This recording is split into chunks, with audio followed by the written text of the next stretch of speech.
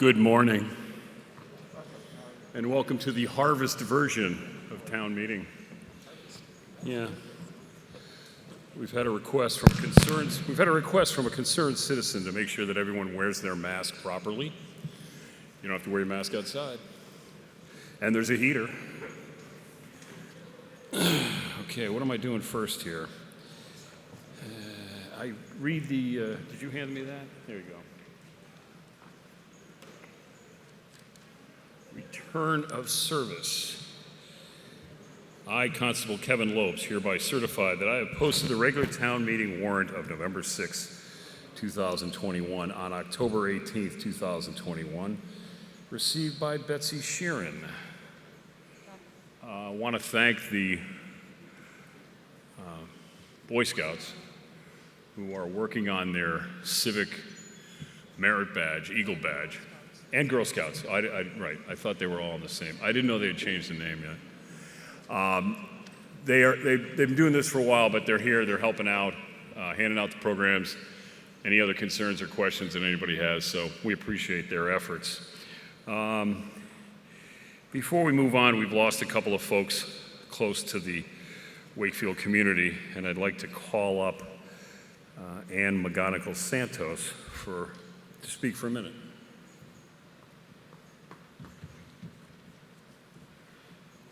Good morning, everyone. Before we start this town meeting, I would like to recognize both Peter May and Lieutenant Rob Ford, who we lost tragically too early. At Lieutenant Ford's funeral, I have never been so proud to be from Wakefield and to see how the men and women of the Wakefield Fire Department and supporting police department, DPW, sent Lieutenant Ford off. It was one of the most beautiful and moving ceremonies I've seen. And our beloved Peter May, who left far too early. It was such a wonderful colleague on our board who, as many of us have said, we didn't always vote the same, nor do we agree, but there was never an uncivil word between us. And I wish that lesson could be brought forth as we move on. And I would just end with Peter loved music.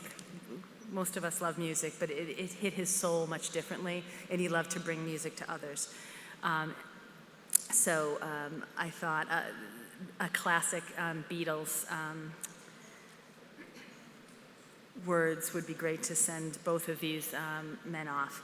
And when the night is cloudy, there is still a light that shines on me. Shine until tomorrow, let it be. I wake up to the sound of music. Mother Mary comes to me, speaking words of wisdom, let it be. If you could have a moment of silence for both, please.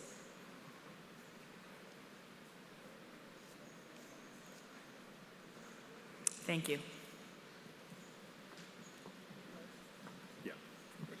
Yeah. And now, our town clerk will lead us in the Pledge of Allegiance.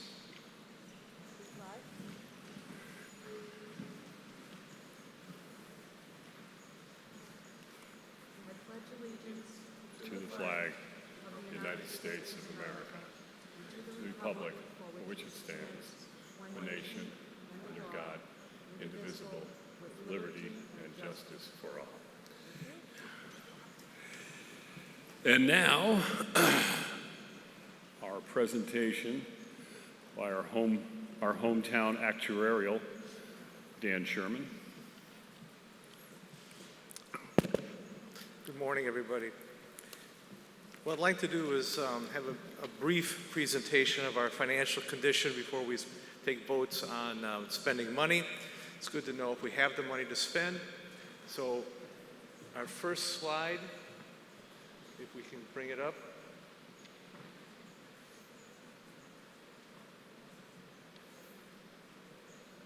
There we go.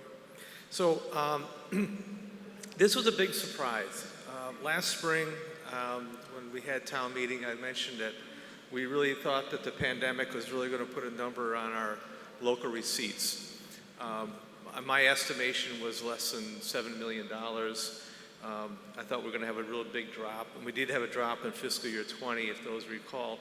But there was a large rebound, and the rebound you can see in fiscal year 21 was much which a big surprise, let's just put it that way.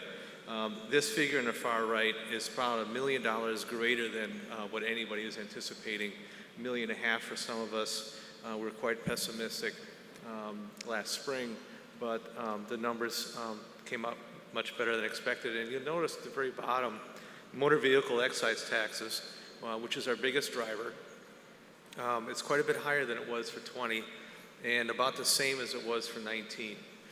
So that was a big surprise, and that helped us out. And Mr. Mayo is going to go through our year-end financials and so forth.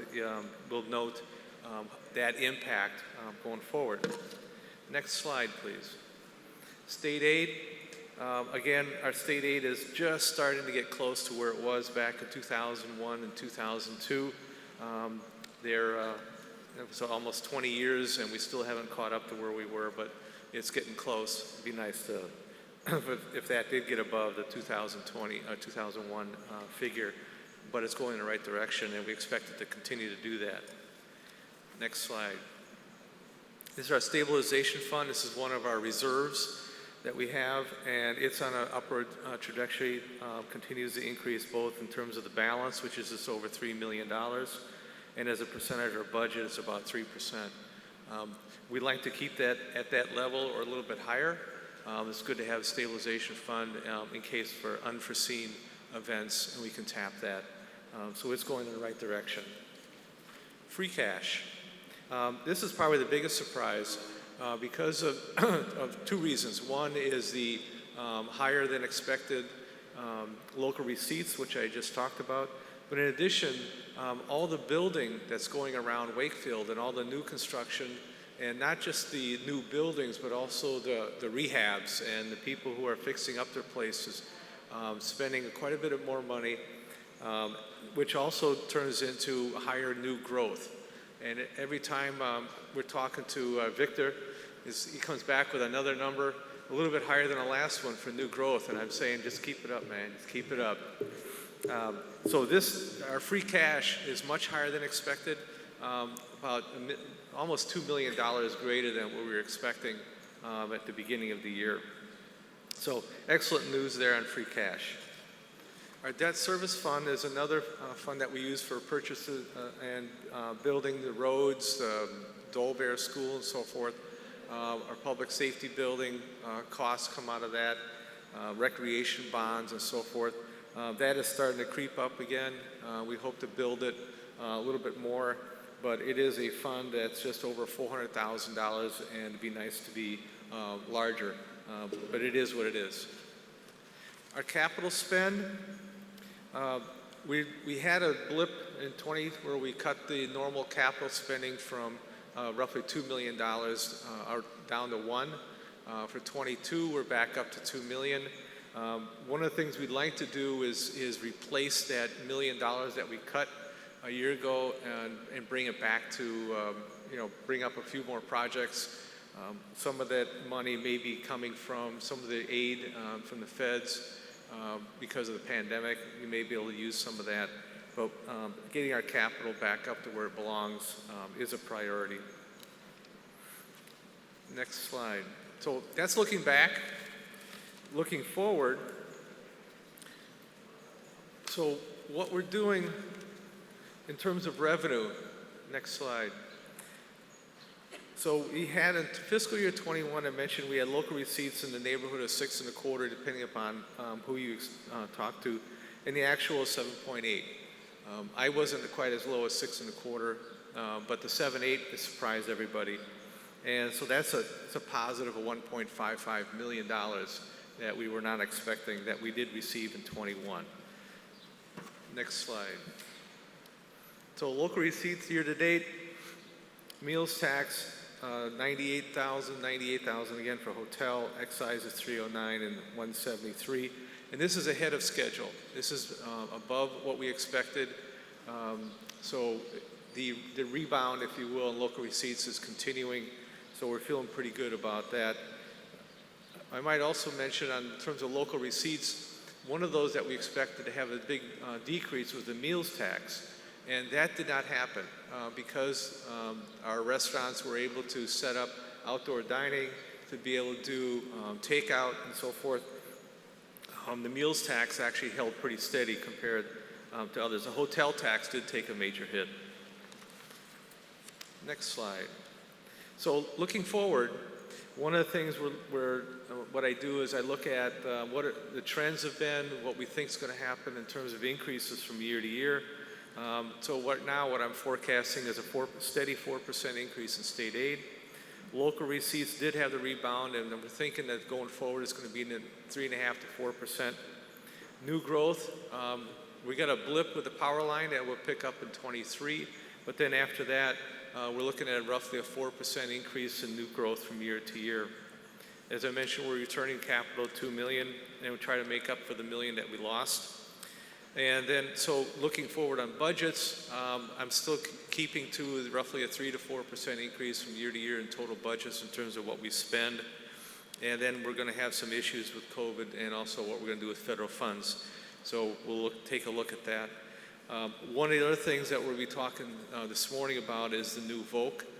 And so the vocational schools, we've got some numbers for them.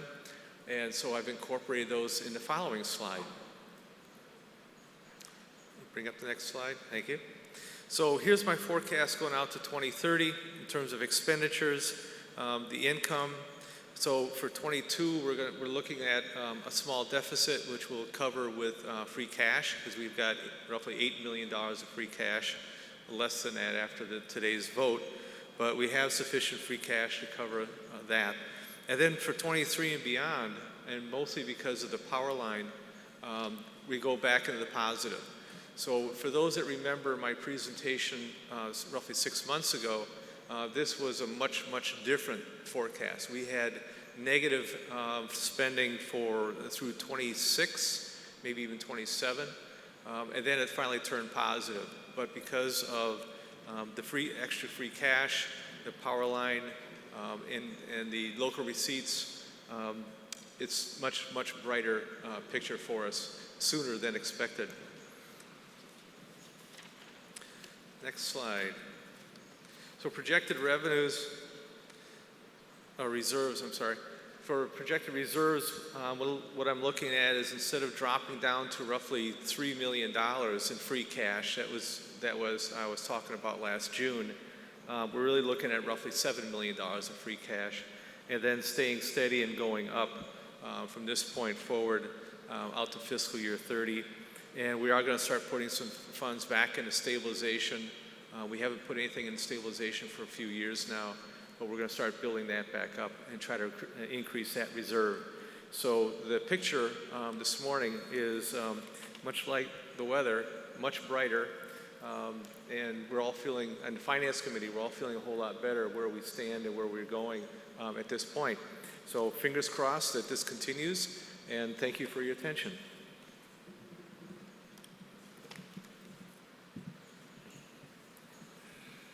Article 1, see if the town will hear and accept the report of the fiscal year 2021 budget, or to see what the town will do about it. Mr. Maio.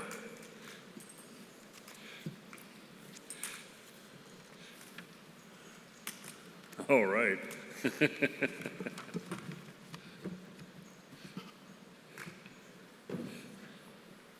This was how we got those numbers up that Dan just talked about, so that was a sacrifice. Let me know if you need anything. That the town vote to accept a report of the fiscal year 2021 budget. Is there a second? Mr. Maio. Thank you, Mr. Moderator. Fall town meeting provides a wonderful opportunity for your team at Town Hall to reflect upon the events of the past year.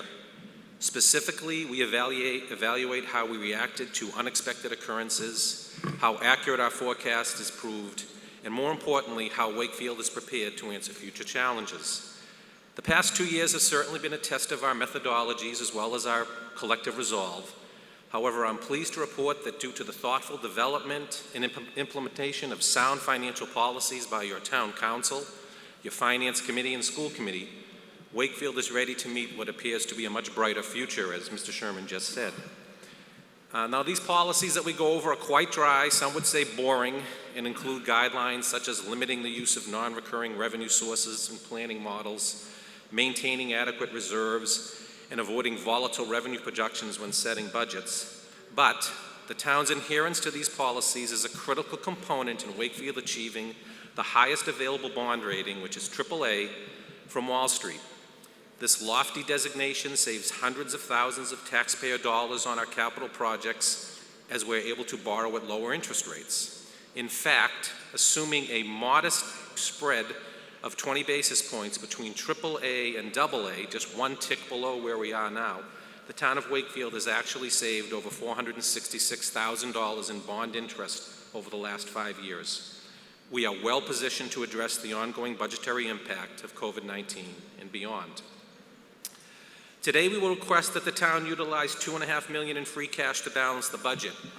My number is a little different than Mr. Sherman's is because we're using a lower local receipts item that we're going to send to the DOR. It's the same, the numbers end out being the same at the end of the day. We're just a little bit more conservative when we work with the Department of Revenue. We'd like to borrow $2.5 million to complete the very important public safety building project. We'd like to approve the new vocational school. I like to call that Wakefield's other high school. We'd like to fund improvements to Broadway and the Broadway crossing, settle the library contract, and return those wonderful Sunday hours at the library. We will utilize reserves today to fund these requests. However, at this point, we see replenishing of those reserves within perhaps this next budget cycle. I remain completely proud of our town employees who have answered the challenges these tough 2 years. I think we have emerged stronger and more efficient with a much better system of delivering to the public. As Winston Churchill and later Raul Emanuel stated, never let a good crisis go to waste. On behalf of the Town Council, all municipal and school department employees, I wish to thank the townspeople for their overwhelming support during this unprecedented time. I know adhering to these restrictions caused by the pandemic have been difficult for all of us, but I'm confident that better days lay ahead. So I'd ask that you, again, wear your mask, wash your hands, watch your distance, promote Wakefield pride. After all, it's certainly about the W's. But today we do have some other business to do. So now on to the financial aspects of the report. This report is in the back of your booklet. If you pulled it out, you can certainly follow along with it. Because Wakefield continues to be a community where many wish to work, visit, and live, we have experienced another year of exceptional new growth. Last year's new growth close to $1.7 million, actually a little bit over. With more mixed-use developments on the horizon, we propose robust new growth over the foreseeable future. The revenue generated from the local options, meals, and hotel tax has exceeded our expectations, as Dan just pointed out, generating $345,000 in meals and $214,000 in hotel last fiscal year for a total of $559,000. In my mind, we had projected $500,000 because of the pandemic. Now, we need to get back to those pre-COVID years. A pre-COVID year would have been around $900,000. So hopefully we're going to see us going there next year. But our free cash balance has been certified by the Department of Revenue at $7,849,725, approximately 4 times the amount in 2008. Free cash should remain over $5 million for the remainder of the year. The value of our comprehensive stabilization fund stands at about $3 million, as Mr. Sherman mentioned, double where we were in 2008, and we know that's not enough. We need to put more money in there. And our OPEB balance is close to $27 million. And as promised last year, we increased capital back to $2 million. And again, we need to do more. So again, I wish to thank the department heads, town employees, the superintendent of schools, the finance committee, and especially the town council for their assistance and leadership this past year. So again, in accordance with the requirements of the Wakefield Home Rule Charter, I am extremely pleased to present the fiscal year 2021 report for the town of Wakefield. And as I mentioned, it's available in your booklet. It's all one booklet this year. I'm happy to report that all town departments, with the help of federal dollars to pay for some COVID expenses, and with energy and personnel savings during the shutdown, all departments managed to stay within or actually expend less than their respective appropriations. Certain departments have also encumbered funds from last year's budget for ongoing projects or bills which will carry it over into this fiscal year. Due to the efforts of the department heads and employees, $1,392,543 was returned to the town last year. Accordingly, as I mentioned, the Commonwealth of Massachusetts certified free cash at $7,849,725. Also, $1,649,936 was encumbered to be expanded in fiscal year 2022. Now on to some specific department areas. General government. The general government portion of the budget includes the town council, accounting, IT, treasurer, legal, tax collector, assessor, town clerk, election registration and expense, finance committee, conservation committee, planning board, and board of appeals. General government, which is really a lot of your departments at town hall, you can think about it that way, represents 3% of our total budget, or $2.8 million. These departments returned a total of $171,065 to the town, or 6% of their approved operating budgets. Each individual department is broken down in the report. General government also encumbered $35,549 to be used in fiscal year 22, the fiscal year we're in now. The highlights here are $8,000 for the audit in our accounting department, as well as $26,000 for 2 IT projects, school wireless access points and upgrading some e-form software. Both were delayed due to vendor availability, and both are ongoing and almost completed at this point, or maybe they are completed. Protections of persons and property.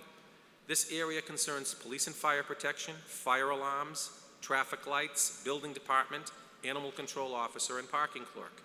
As a group, these budgets represent about 14% of our overall budget, or $12.6 million. These departments, despite a high number of retirements and increased calls due to the state of the economy, managed to return $253,660 to the town. This return was due to some delays in hiring and reimbursement of as much overtime as we could due to COVID-19 exposure. And this was reimbursed by the federal government. Town council and I believe the whole community remain grateful for all of the hard work of our first responders, specifically during this time. I know I pray for their safety every day. Human services. The Human Services area consists of the Council on Aging, which manages our senior center, the Health Department, the Rec Department, and the Veterans Department. These departments have returned $147,946 to the town on a budget of $879,000, or approximately 17%. Public Works. The Public Works Department, despite their seemingly infinite calls for service, returned $103,290 to the town. I applaud the hard work and results offered by this department. DPW also encumbered $304,252 for ongoing capital projects.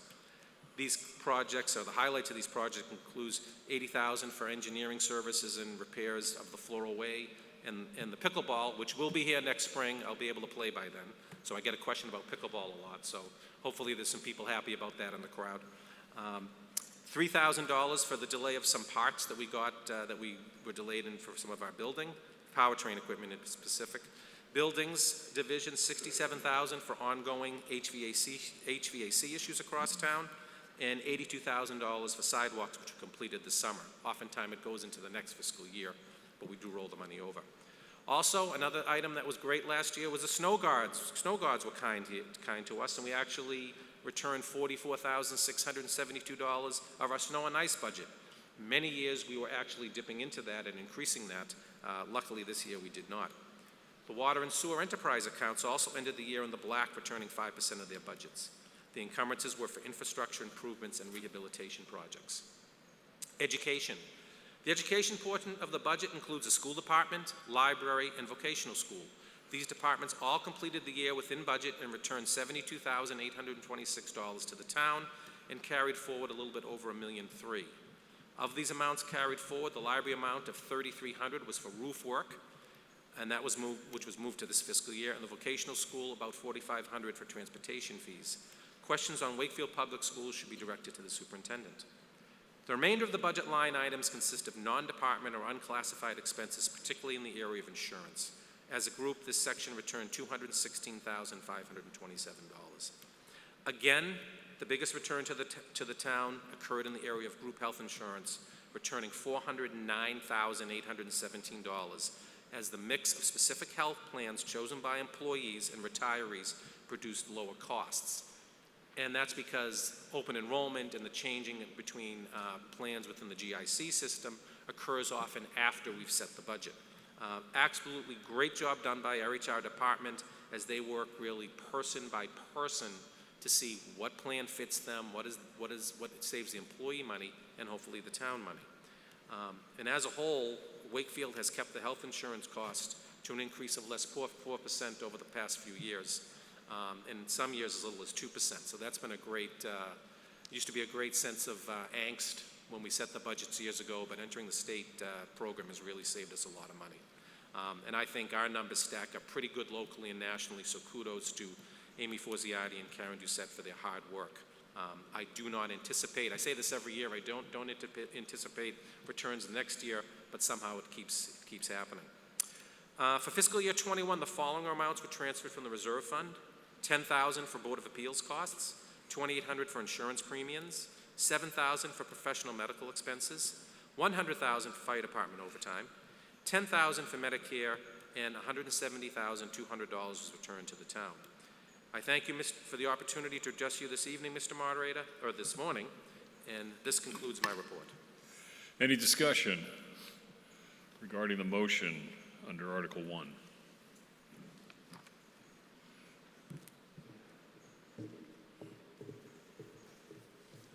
Yeah, hi, Bob Mitchell, 6 Balding. I just want to ask a question about roads. Is that? Yeah, sure. Okay. Driving here this morning, Town Hall was on my right, the Commons were on my left. Yet again, there was, a person was going away from town meeting, I wish they were here. A black Mercedes came front to front with me. That continues to be an unsafe condition. And my question is around roads. I know, just general. A couple of years ago, we voted like a couple $1 million for road improvement. I don't feel that's been realized. Just quick question. Where are you on that initial expenditure? That's it. Thank you. I will say this, that the actual end paving on a lot of those roads has been delayed for a number of reasons. And if I step out of bounds, if my DPW director or engineer would jump up and tell me when I'm wrong.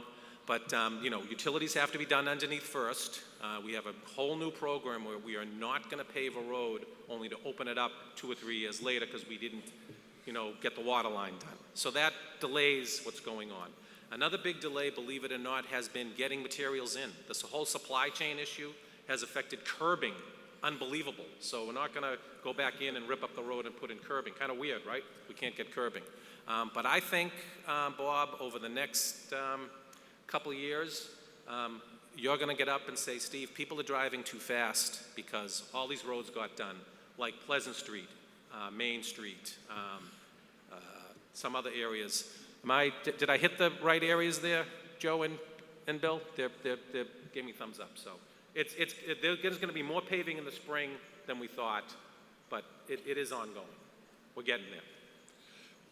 I don't know if a new road surface is a safety condition like you described, but that's a different debate, especially being a bicyclist like the other gentleman up there.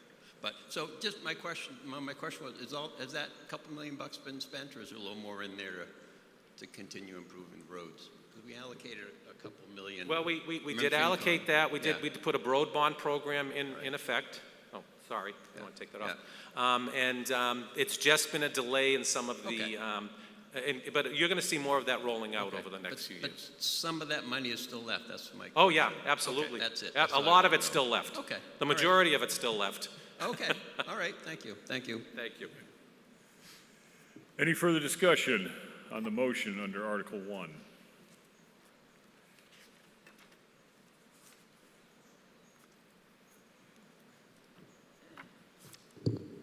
Yes, hi, Brahman Dalwalby, 8 Cyrus Street.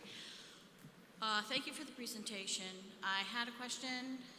You mentioned, Mr. Mayo, something about personnel savings during pandemic. Can you explain that? Well, a lot of overtime was not expent during the pandemic.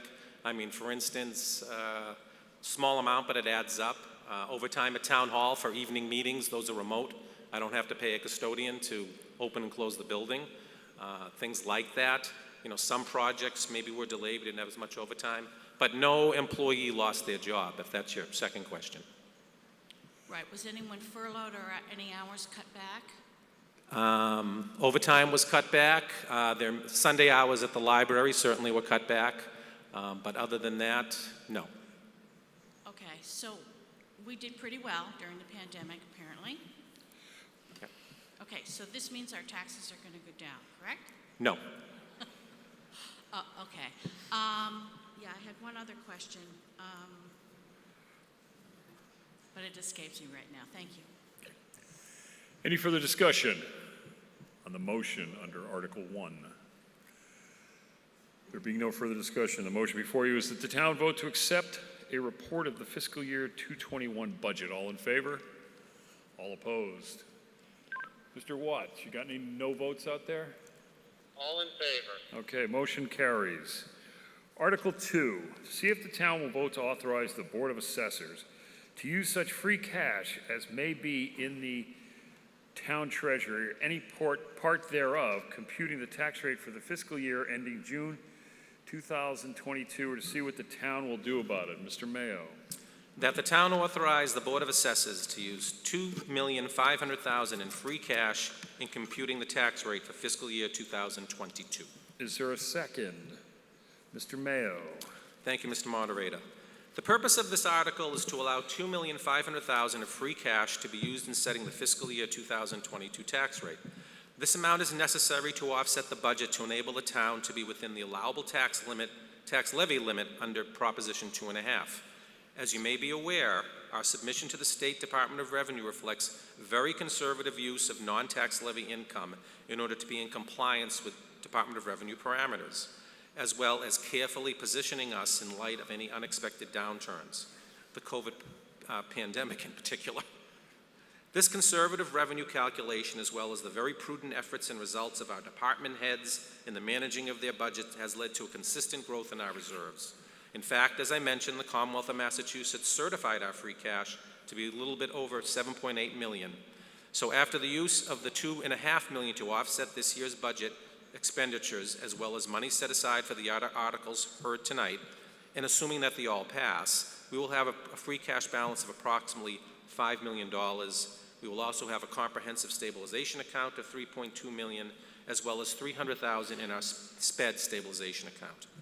Our financial policy is adopted by the Town Council, and FinCom establishes a goal of maintaining free cash balances between 3 and 8% of our operating budget, while remain well within policy guidelines, miles ahead of where we were 12, 13 years ago. The Town Council recommends favorable action on Article 2. Mr. Sullivan, FinCom.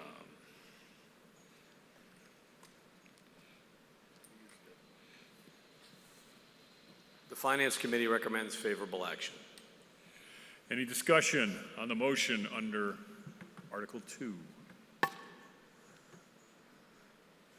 There being no discussion, the motion before you is that the town authorize the Board of Assessors to use $2,500,000 in free cash in computing the tax rate for the fiscal year 2002. All in favor?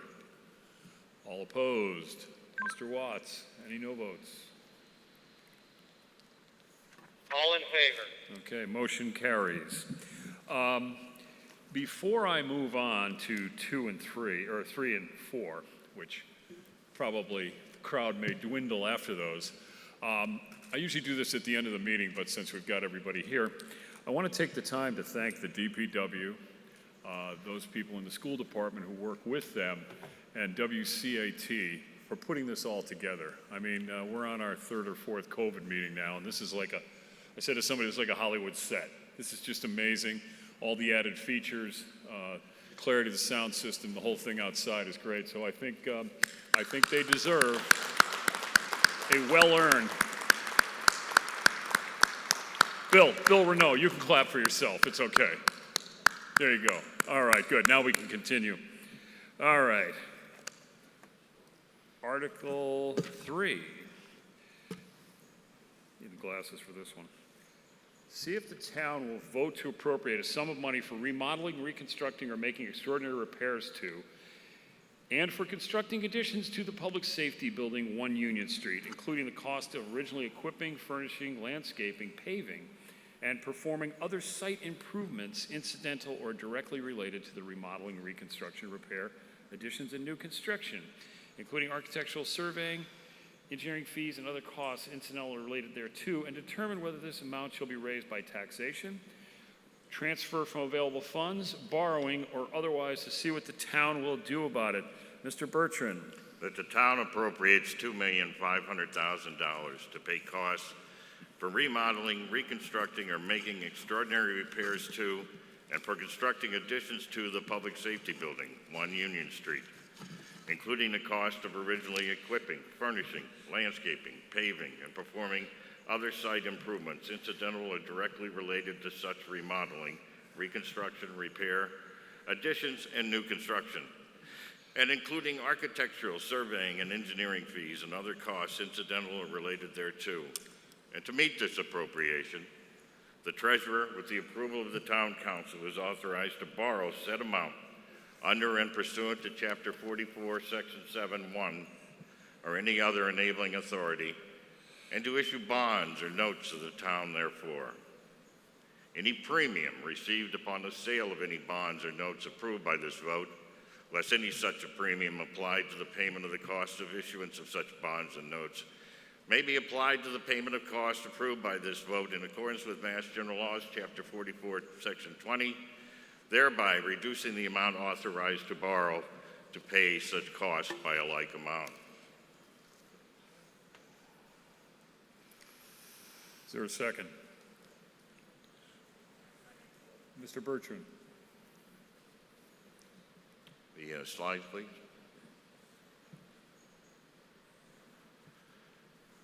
In June 2020, town meeting approved $9.6 million for the renovation of the Public Safety Building.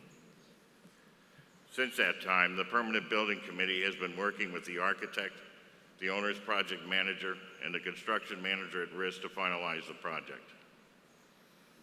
The Permanent Building Committee received 2 estimates, one from an outside estimator and one from the construction manager at risk. Next slide. Unfortunately, due to the pandemic, the cost of the construction has skyrocketed. Our latest estimates have shown an additional $2.5 million is needed to properly complete the project.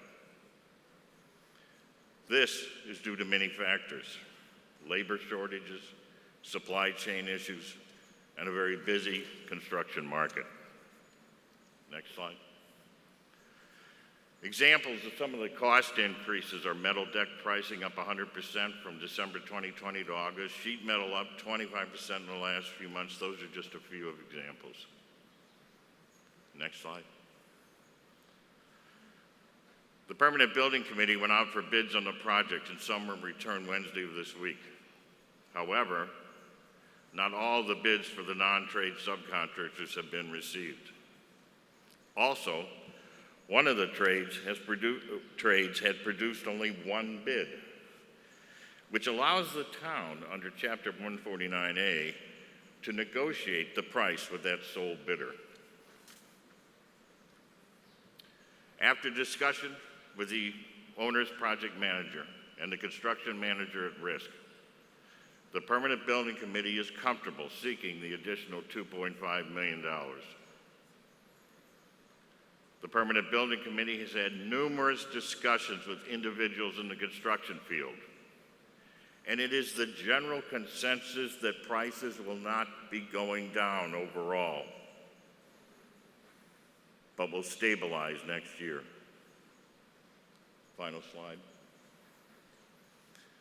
Therefore, the Permanent Building Committee recommends an increase to the Public Safety Building project of $2.5 million. Thank you. Mr. Sullivan. FinCom.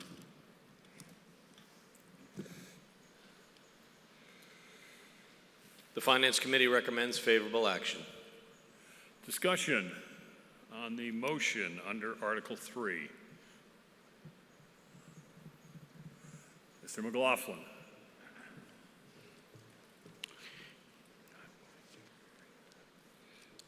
Bob McLaughlin, 376 Water Street.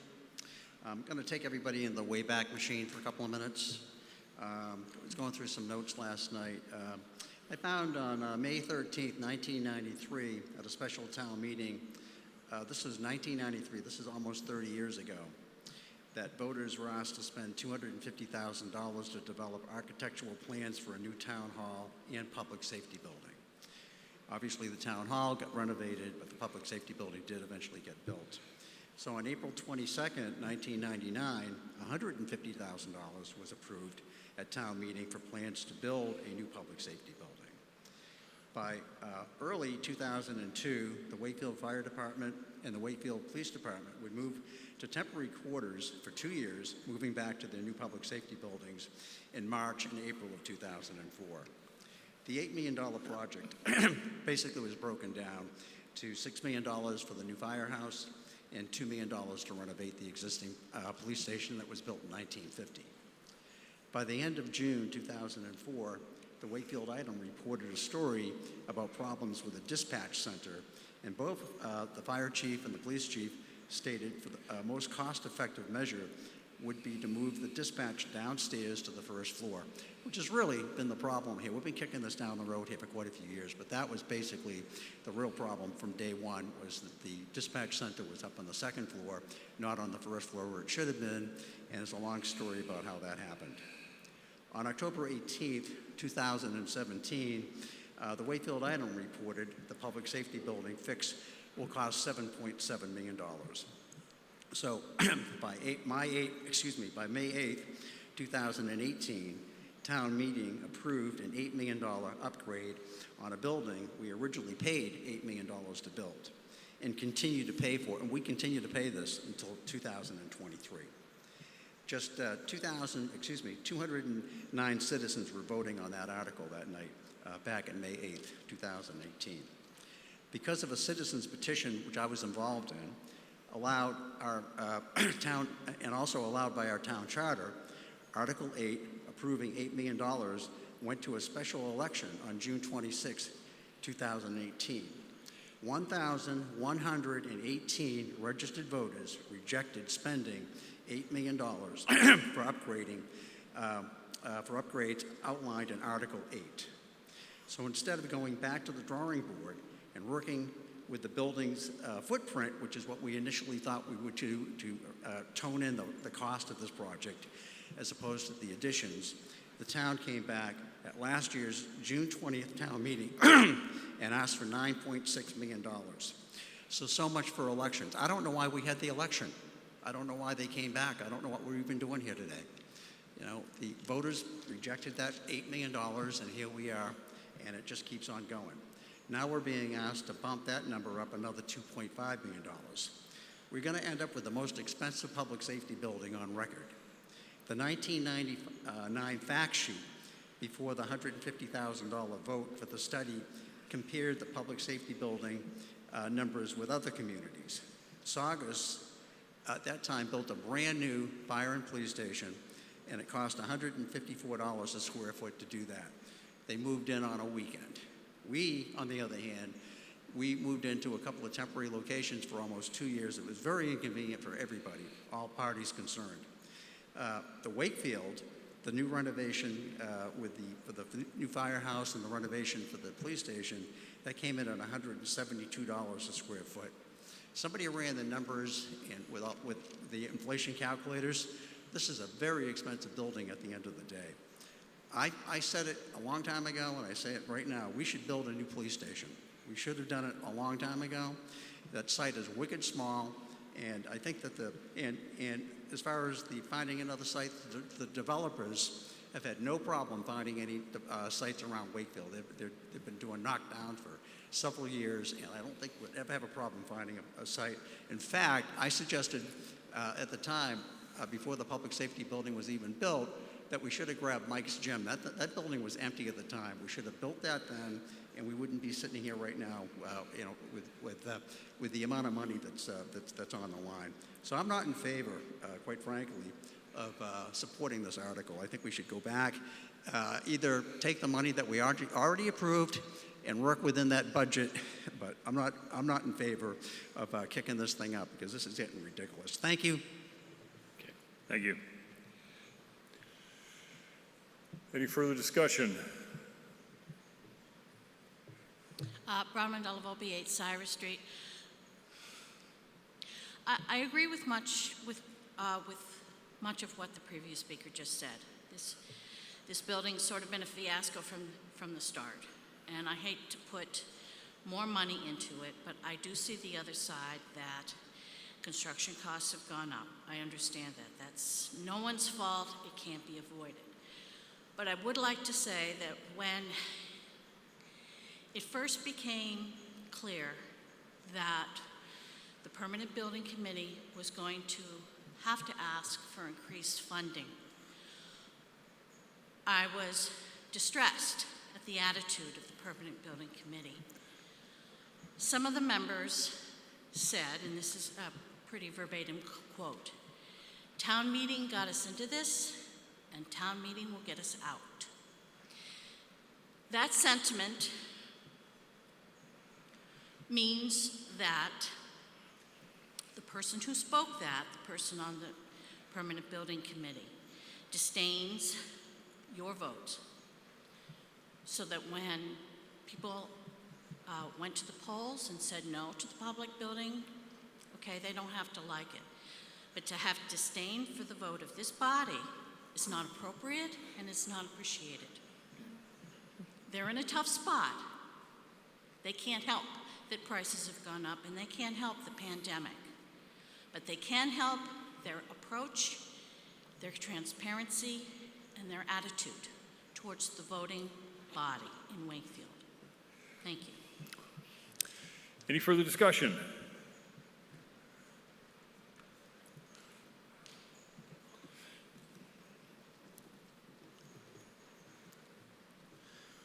Thank you very much for the presentation.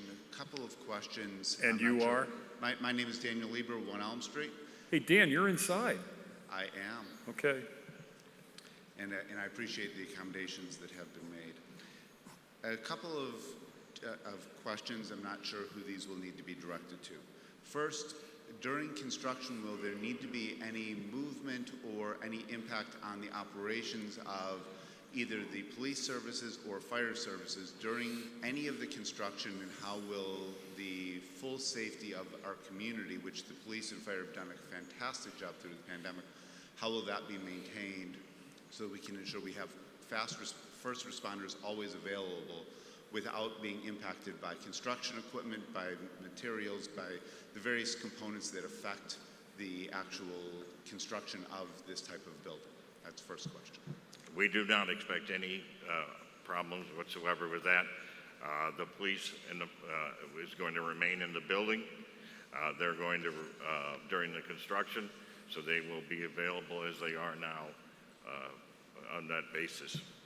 Chief, you want to augment that? Morning, Dan. So we have worked with the contractor and the project manager extensively at multiple meetings to make arrangements to keep everybody in the building and to keep the building operational. What about fire and fire apparatus? To make sure that the roads, everything is fully accessible as they're doing equipment moving, paving, et cetera? There'll be very little impact on fire, more impact on police, very little on fire. And public will still have full accessibility into the building at all times?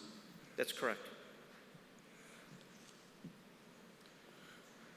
I appreciate that. Thank you very much, Chief. The price changes that are being proposed here it seems $2.5 million over the period of 6 months, which is roughly a 28% increase in cost in just 6 months. It seems as if there are other changes to this building, because those do not actually match with the actual presentation that was given back in June, nor do they match with the actual current issue of not having any projected additional increases, more than about 3%. So I'm looking at this saying, where are these experts coming from, and have they been independently validated by a body outside of Wakefield that is familiar with this particular type of reconstruction, supplementation of a building that at this point is approximately over 70 years old? Well, first off, I don't know what you mean by 6 months. The estimates were prepared in 2019 in early part of 2020 prior to the pandemic. Those estimates were given at the June 2020 town meeting, not the June 2021 town meeting. So those estimates are not 6 months old, those estimates are 18 months. And during that time period, we've had such a wonderful life in the pandemic. That's one of the reasons. The second reason is I think the second question had to do with the estimator. There was an outside estimator, Torturo Consulting, that did the estimating totally from independent of any of us. We had no contact with them whatsoever. They made the estimates based upon the design drawings that were available at the time. We then took those drawings, gave them to the construction manager at risk that we've hired, which eventually people we will be getting what's known as a guaranteed maximum price.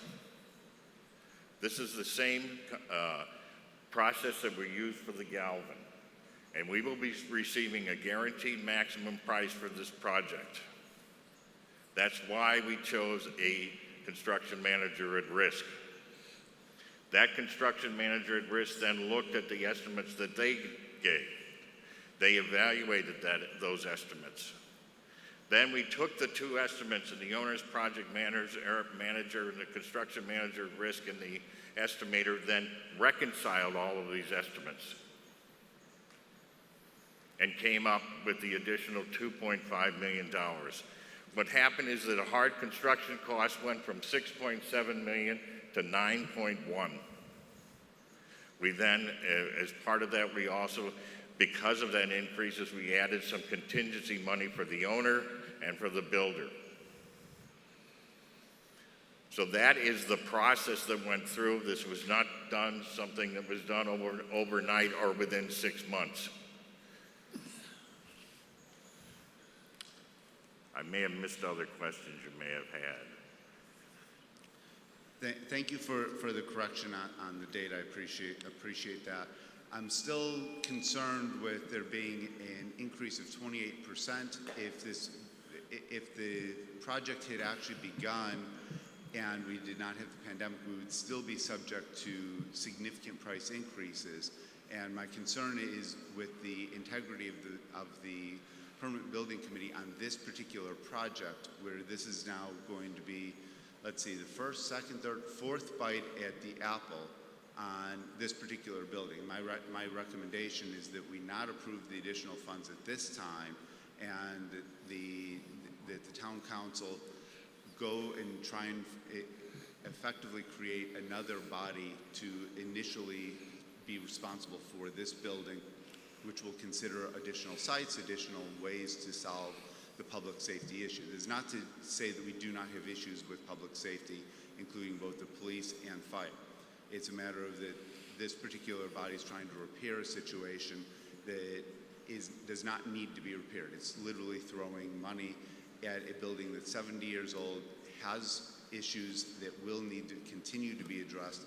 We haven't paid off the other buildings. So my recommendation is, where we've seen the integrity of the information given to this body change in a short period of time, even from June of 2020 to now by 28%, with no guarantee that we're not going to see substantive increases continue and then have to have another request come back to this body for yet more increases due to construction costs or otherwise. There's nothing that is preventing that, as opposed to effectively starting fresh, making sure that we have something that we know will not impact current operations. So I recommend that we vote no on this particular article. Thank you very much. If I may, No, there's no question. There's no question. All right. There's no question. Recommendation. Jonathan Chines. Thank you, Mr. Moderator. You still have to introduce yourself. Yep, Jonathan Chines, 34 Hopkins Street, and member of the Town Council. I want to speak today in favor of supporting this article, and there are a couple of things that I want to speak to just briefly.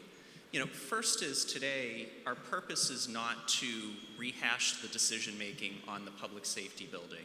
There's been a lot of work that's been done through this. We've had a committee that's evaluated other sites, new buildings, other design plans, and we've continued to come back to this design, and we've approved it because it is the most cost-effective option. What we're facing today, quite frankly, is bad luck. We started this project at the beginning of a pandemic that's affected the global supply chain, that's affected the labor market in ways that no one could have anticipated when we approved this or when we first started looking at it a few years ago. It's just bad luck. If we don't approve this today, we're going to have to go back to the drawing board again. And what's going to happen is that those options that we've talked through will continue to get more and more and more expensive. Time is not on our side on this. The longer we wait, the more we're going to spend. And so while I think we're all disappointed about the costs that we're incurring for this project and about the $2.5 million, and I really do want to applaud the Permanent Building Committee for taking a hard look at this, and I've sat in on a lot of their meetings. They've spent a lot of time punishing the numbers and really assessing what can we do to keep the cost of this project under control. I'm convinced, based on sitting in on those meetings and just the conditions of the market right now, this is the best opportunity we have to get this project done.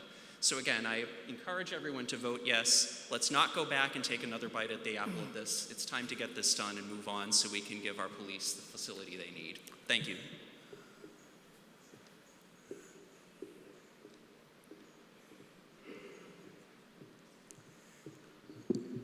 Good morning. My name is Benny Wheat. I live at 44 Miriam Street. I have a question, which is, I don't totally understand the entire process that's required for, building or renovating a building that's owned by the town. And so I don't understand at what point do we stop voting on how much we're gonna spend? Like, is there a point in the process where it's like, okay, it's locked in and now we're gonna do the thing? Joe? Yeah, that's what I mentioned. That's the reason that we retain a construction manager at risk rather than just a general contractor. Because with the construction manager at risk, the parties agree on a guaranteed maximum price. And that's what we're going to do here with this project. Therefore, there can be no more coming back, as some people have indicated that we would be coming back for more and more money. That's not how it works. The guaranteed maximum price assures us that this will be the dollar amount. And if it goes over it, the construction manager at risk, that's why they're at risk. They're at risk. If it costs more, it's on them, not on us. That's why we do this way. And when does that happen? That has already happened. We have already selected the construction manager at risk. The bids went out. They came back on Wednesday of this week. We had hoped we would be able to get all the bids together and we could come in front of you today and say, here's the money, here's the guaranteed price. Unfortunately, only one bidder bid on one of the trades. And you're allowed to and it was higher than we estimated, so therefore you can negotiate with them. And there's a very complex method of Chapter 149A in which to go through all that. So we were not able to do that in 2 days. And also, those are trades that are subject to a bid. There are a whole group of other trades that are, they call them non-trade subcontractors, that the construction manager at risk negotiates with them. They do the negotiation with them and try to get the best price. Unfortunately, during the time period, there were so many other projects going on, they were not able to get all of their requests that they had in. So we were not able to come with you here today and say we have a guaranteed maximum price at this time. So when will that happen? When do we actually have the guaranteed price? Probably within a month or two. And is there anything that would take place between now and then that would change how much the town is going to have to pay? Like if we vote today to approve this money, is there anything that would change between now and then that would require more money? Absolutely not, no. Thank you.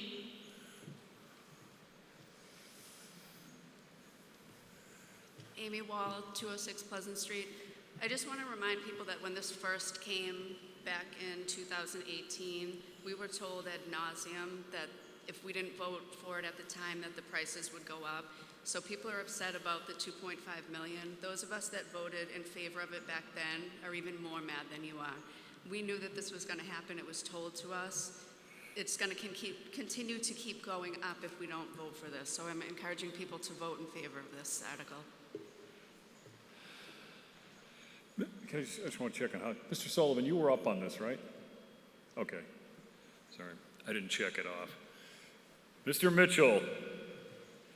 Yep. Hi, Bob Mitchell, 6 Balding. I'm going to try to be mindful of what the prior speaker said and not cover the same material.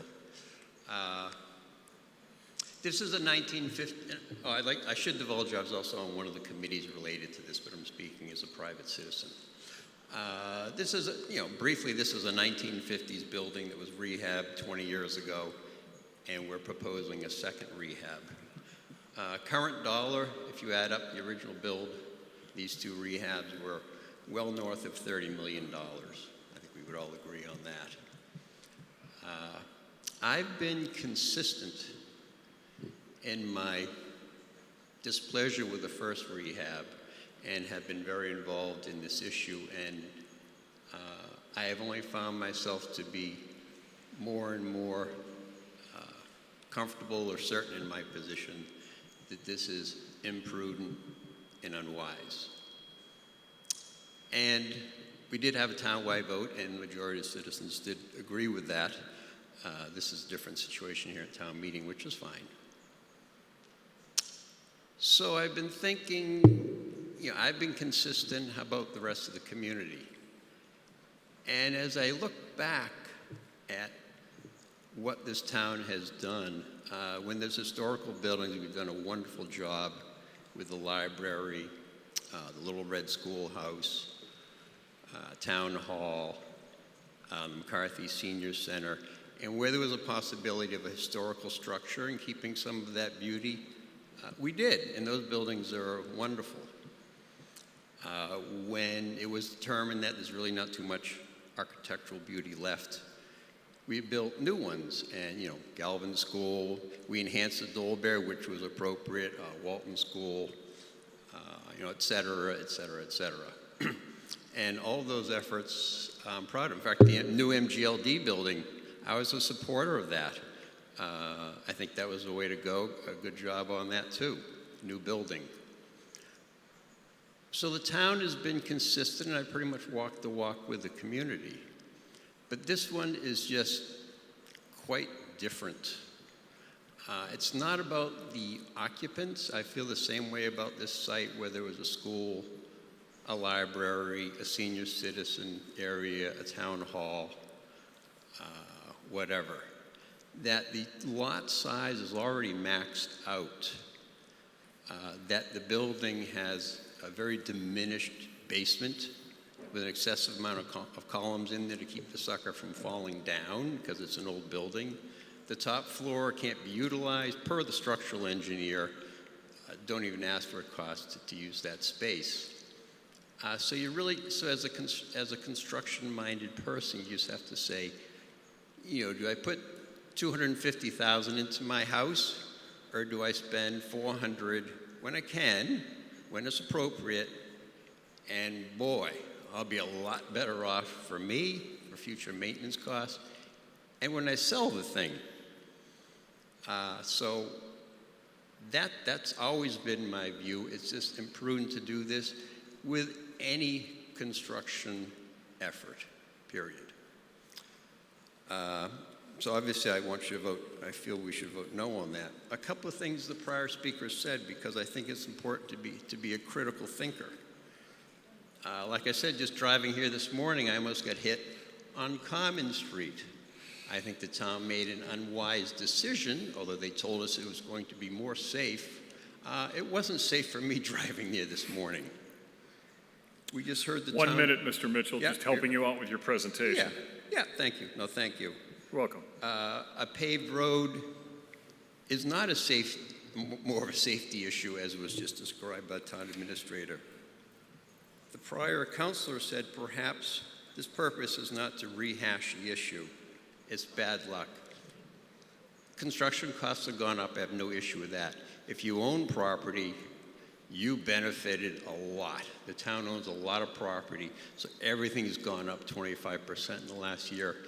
Taxes are going to go up, or more tax revenue will come into the town, so it's all in the same pot. So this fear of something going up in value, of course you want to make good decisions, but the whole pot has gone up 25%. So to me, that's just consistent with any real estate transaction. So just briefly, I think it's just unwise to do this. I think we should slow down like we've done with all the other successful construction efforts in town. We've been consistent. Let's be consistent here. Let's do it right, and I recommend you vote no. Thank you, today. Mr. Mitchell. Thank you very much. Chip Tarbell, 23 Morrison Road, and a member of the Permanent Building Committee. I sat here through a number of speakers trying to figure out whether I should get up or not, because this is not a spot for public debate. However, when I'm the one being represented by Ms. Della Volpe, that I said town meeting got us into this and town meeting could get us that out, and that was disdain for this group, my blood has been boiling. There is no disdain for this group. That is the trust I have in this group. So she makes a regular habit of misquoting people and misstating things often.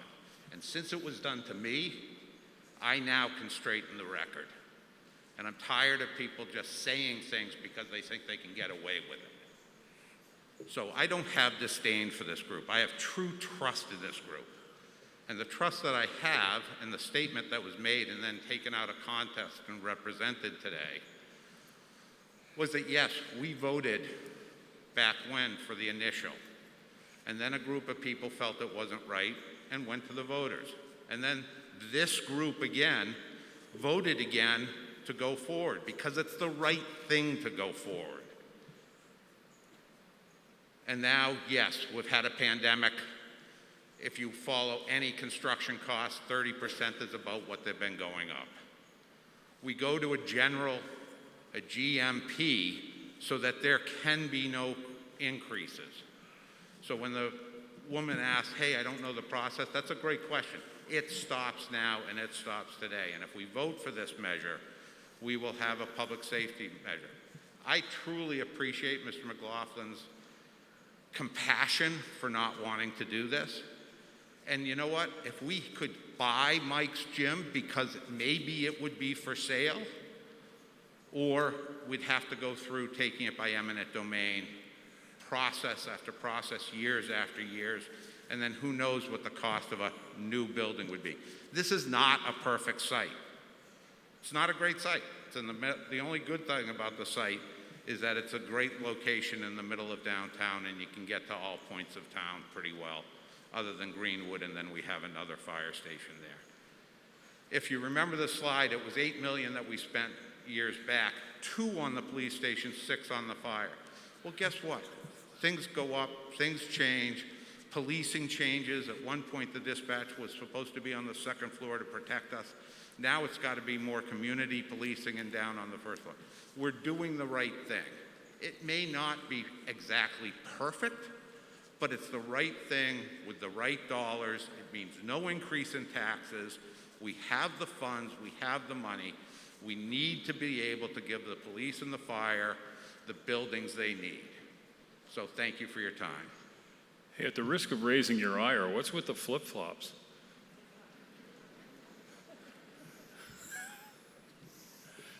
Anyone else? Ooh.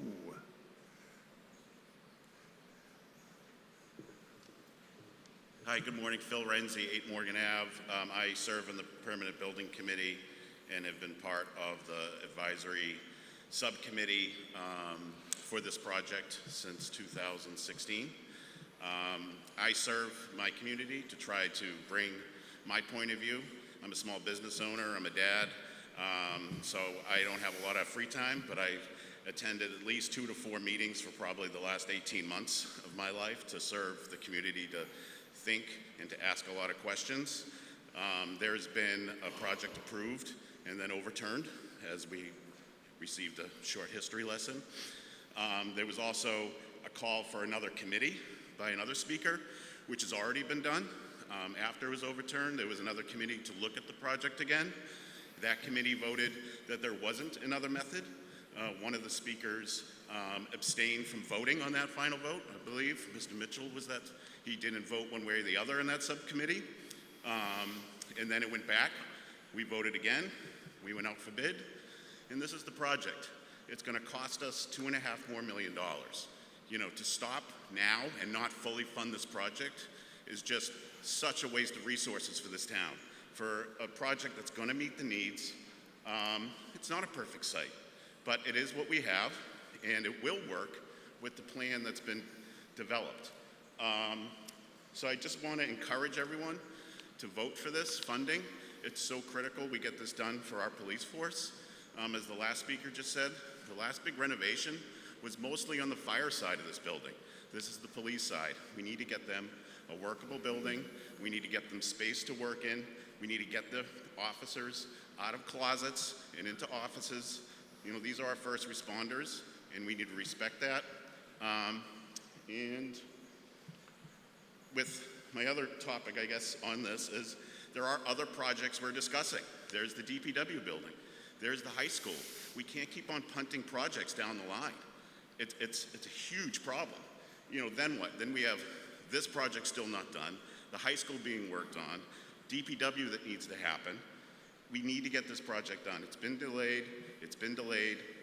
Thank you very much. Please vote yes. Any further discussion? Okay, there being no further discussion, this is a 2/3 vote teller, so we're going to need a count. Tommy, I should read this into the record, right? The motion. Yes, I will. Hold on.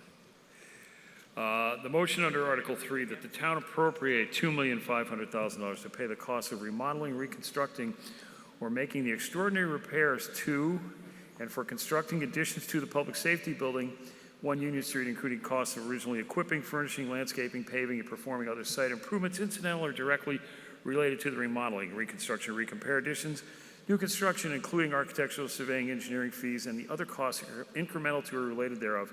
And to meet this appropriation, the treasurer, with the approval of the town council, is authorized to borrow said amount under and pursuant to Mass General Laws, Chapter 44, Section 7, Sub 1, or any other enabling authority, and to issue bonds or notes to the town thereof. Any premium received from the sale of any bonds or notes approved by the town, less such premium applied to the payments of the cost, issuance of such bonds or notes may be applied to the payment or costs approved by the vote in accordance with Mass General Laws, Chapter 44, Section 20, and thereby reducing the amounts authorized to borrow or pay such costs and like amount. All in favor?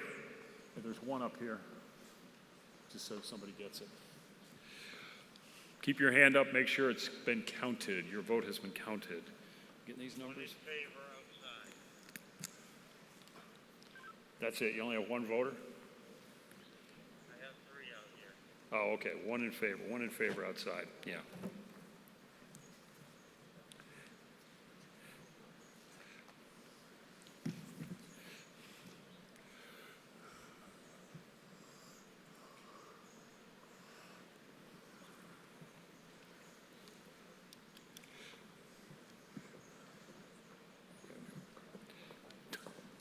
Don't give those numbers to me.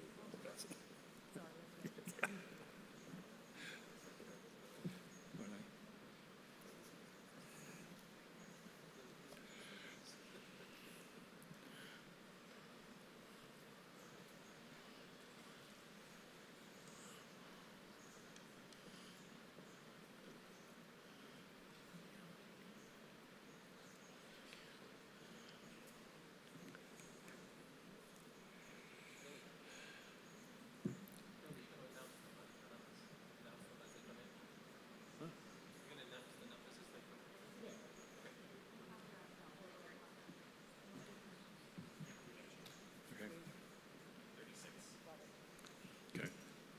you got everybody now on the positive side? All opposed?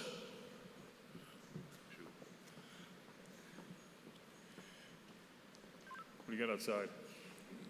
Okay. None opposed out here. Oh, okay. 0 outside, Bets.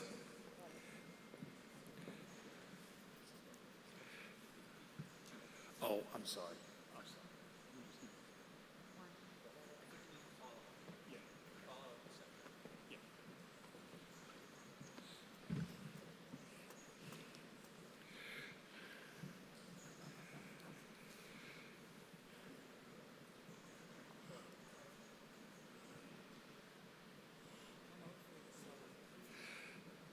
$103 in favor, 7 opposed.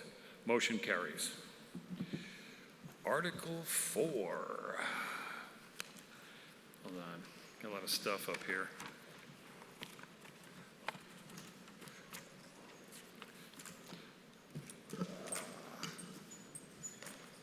Okay.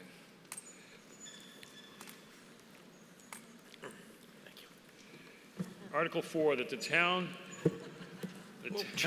to see if the town will approve $317,422,620 borrowing authorized by the Northeast Metropolitan Regional Vocational School District Committee for the purpose of paying costs in designing, engineering, constructing, and equipping new Northeast Metropolitan Regional Vocational School and related athletic facilities located at 100 Hemlock Drive, Wakefield, including payment of all costs incidental or related thereto, which the school facility shall have anticipated useful life as an educational facility for the instruction of school children at least 50 years, for which the district may be eligible for school construction grant from the Massachusetts School Building Authority.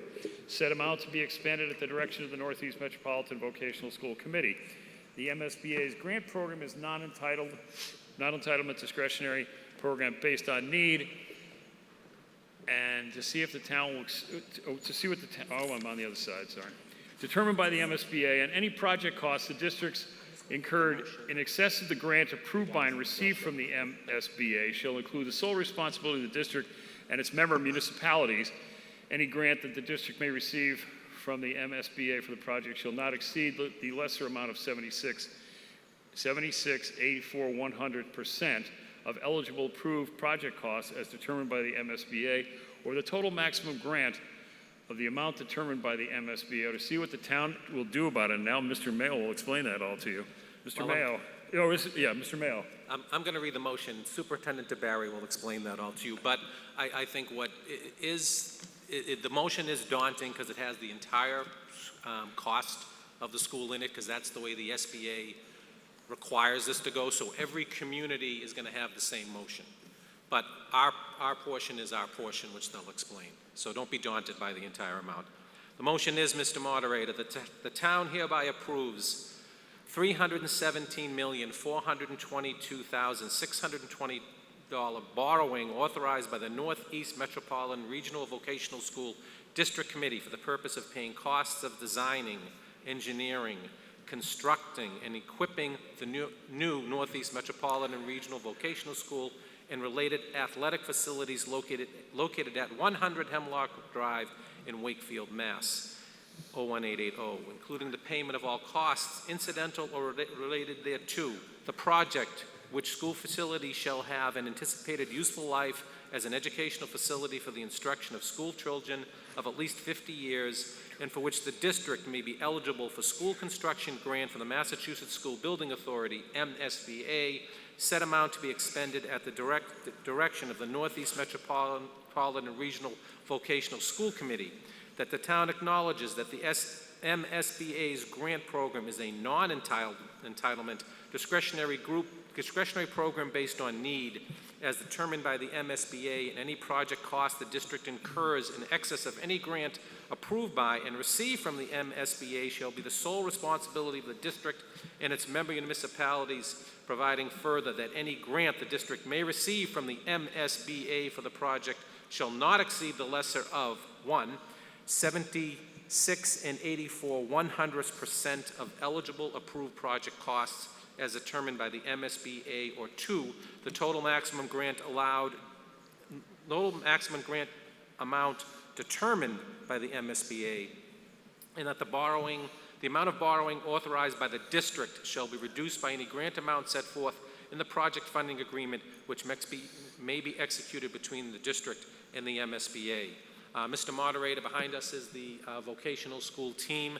They have been Wait, I want to great. get a second for that, okay? Oh, second. Is there a second?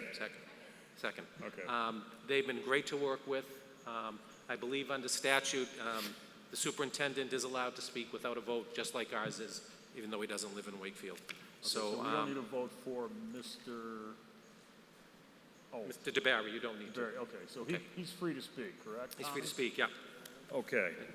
And Mr. Lyons, I believe you may have to vote for Mr. Lyons or not. Mr. Lyons to speak, Tom? He's a consultant. Yes, we have to vote for him. Wakefield. Okay. Is FinCom up on this? No. No. Yes. Yes, They are. So just wanted to let you know this is a great project. I've had the privilege of working with the school department at the VOC on this, and I hope to be back here shortly with similar language about the high school. Okay. Thank you. Let's get Mr. Sullivan up.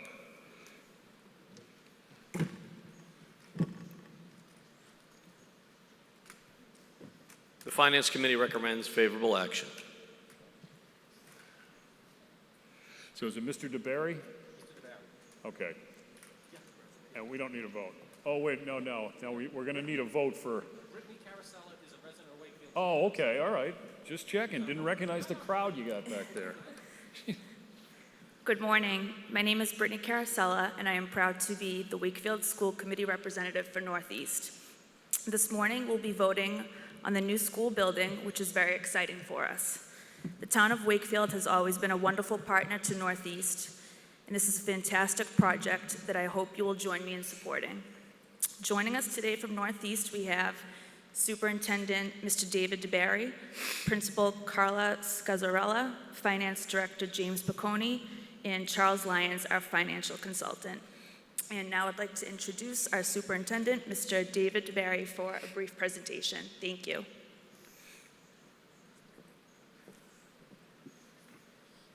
Thank you for having us. I'd like to start off with a quick analogy, and I think we all have been there. So there are really two main reasons why at some point we buy a new car. The first is finances are great, and you always wanted one, and it'd be great to have those shiny new options, the safety features, a great sound system, and life is good. The other reason that I recall is that your car breaks down on the Mystic Bridge because the engine seized due to it overheating after a flat tire. And despite endless tune-ups and trips to the automotive mechanic, there you are and have no other choice but to get a new car. To say the least, we're at the ladder. Our building has completely come to the end of its life. And I think I could probably echo conversations that I've had in Wakefield already with Wakefield High School, because I know they're in the same situation. We need a new building. Our building systems are failing and are beyond their useful life and don't come close to meeting the current standards.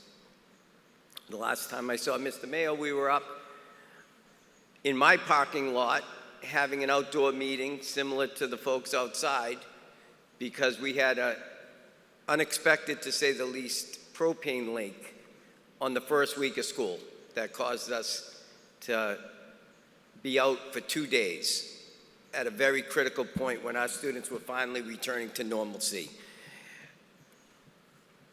In addition to that, as you know, these old schools are poorly insulated and energy efficient. Our classrooms, almost every single one, is undersized per the regulations and guidance of the Department of Education.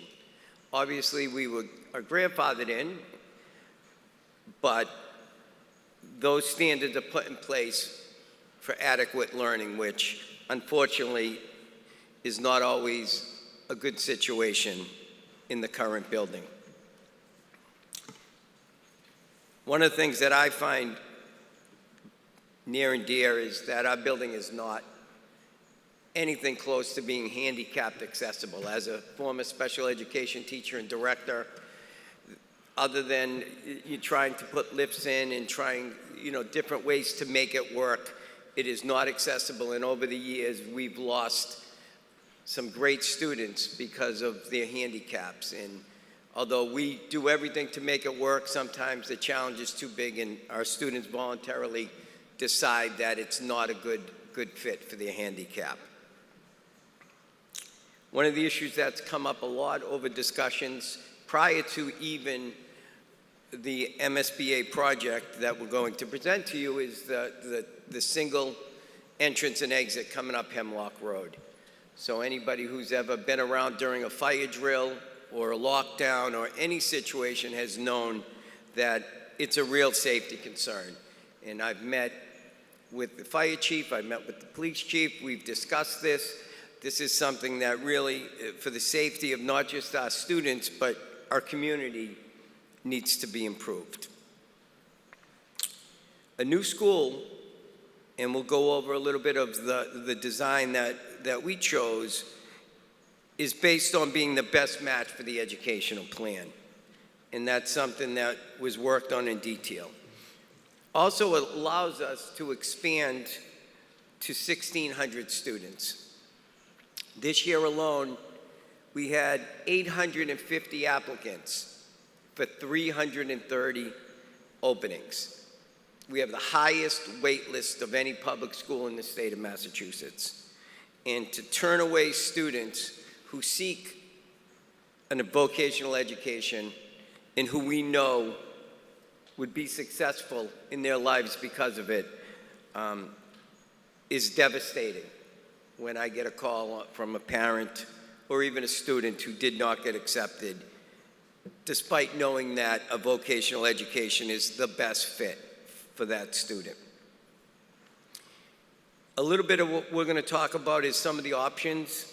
We didn't just throw a plan together and throw a big building up on the hill somewhere. We spent a significant amount of time looking at every option in every possible enrollment that would fit in. We're also happy to say that we chose an option based on a lack of disruption to the education of the students who are going to be going through Northeast and also the community. We all know that any major project will be a distraction to the neighborhood. We understand that. We pledged at previous meetings to do our best to work with the neighbors, the community, and anybody affected by such a project. But the reality is when you have a project that big, there are going to be issues. So I do have some photos, and I didn't know if they could pull up the PowerPoint that we forwarded.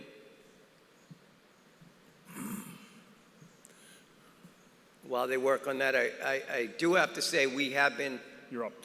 Thank you, going around to 12 cities and towns and to town meetings and to city councils, and I have to say the setup here is by far the most impressive of any of the ones we've seen so far.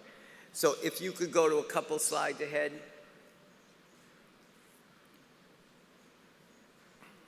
Unless there's a button up here I don't see.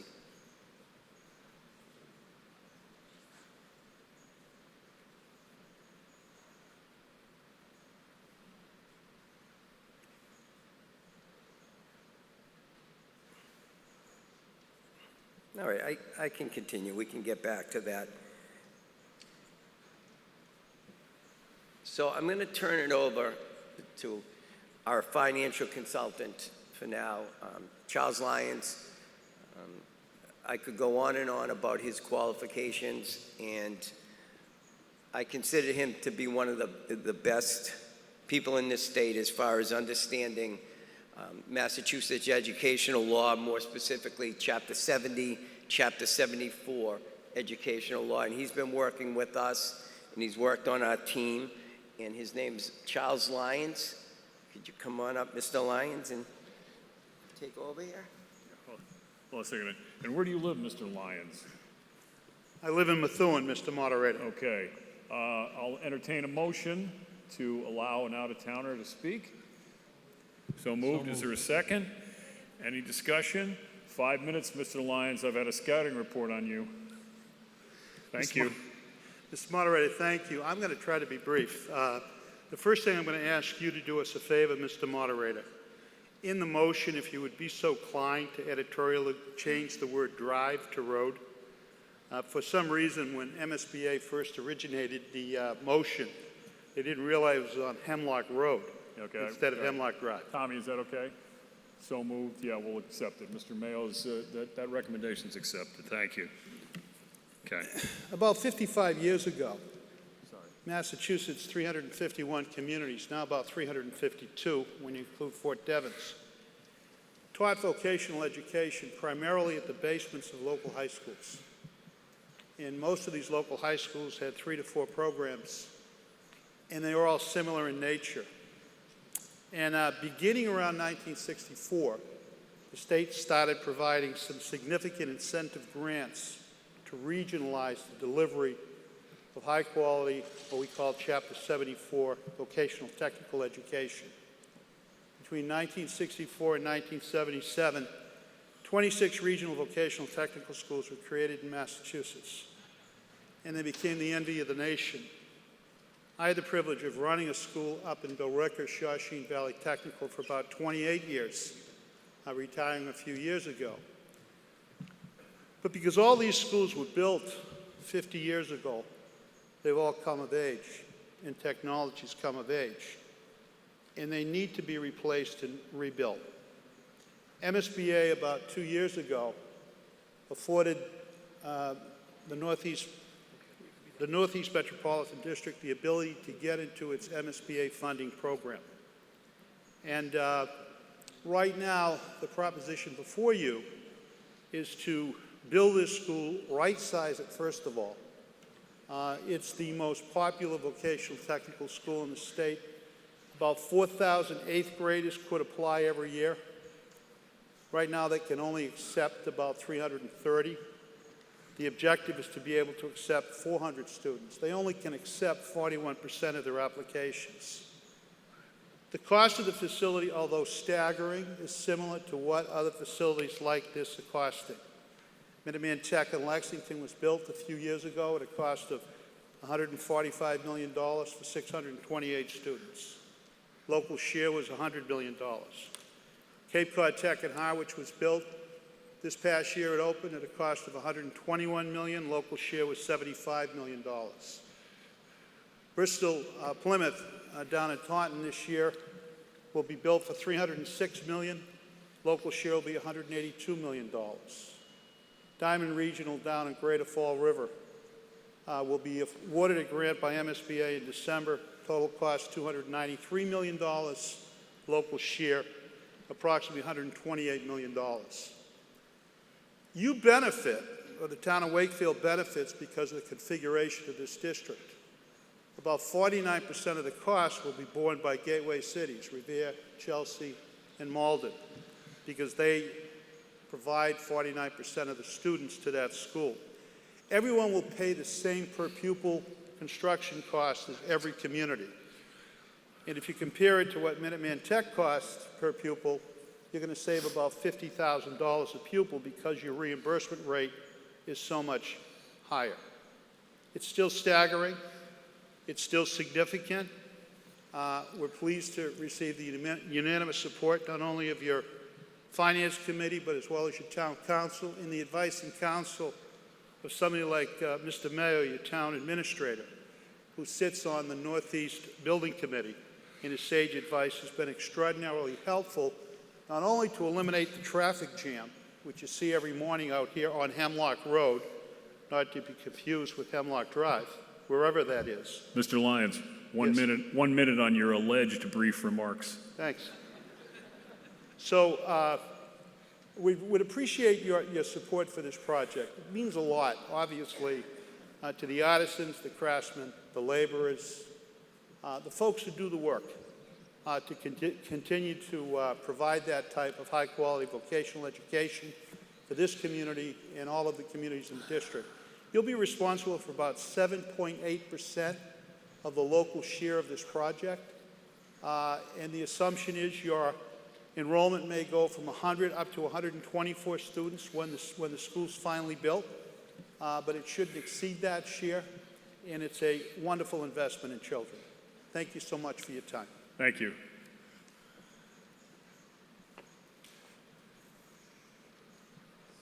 That it for you guys? All set?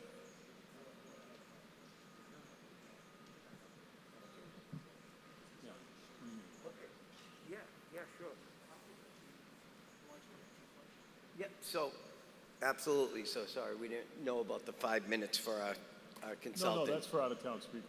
You're the main. Okay, so I'm gonna, I was told that Mr. Lyons and I would be telling stories while our bar closed, so I got a scouting report on him, so. All right. Were we able to get the PowerPoint back up, folks? Thanks.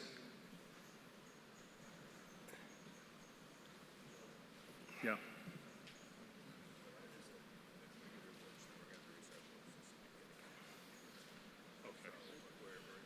Yeah, they've got a glitch they have a glitch. Brian just told me, Mr. Boyd from WCAT. So if you just want to move on, they'll try and catch up with you. Sure. Yeah.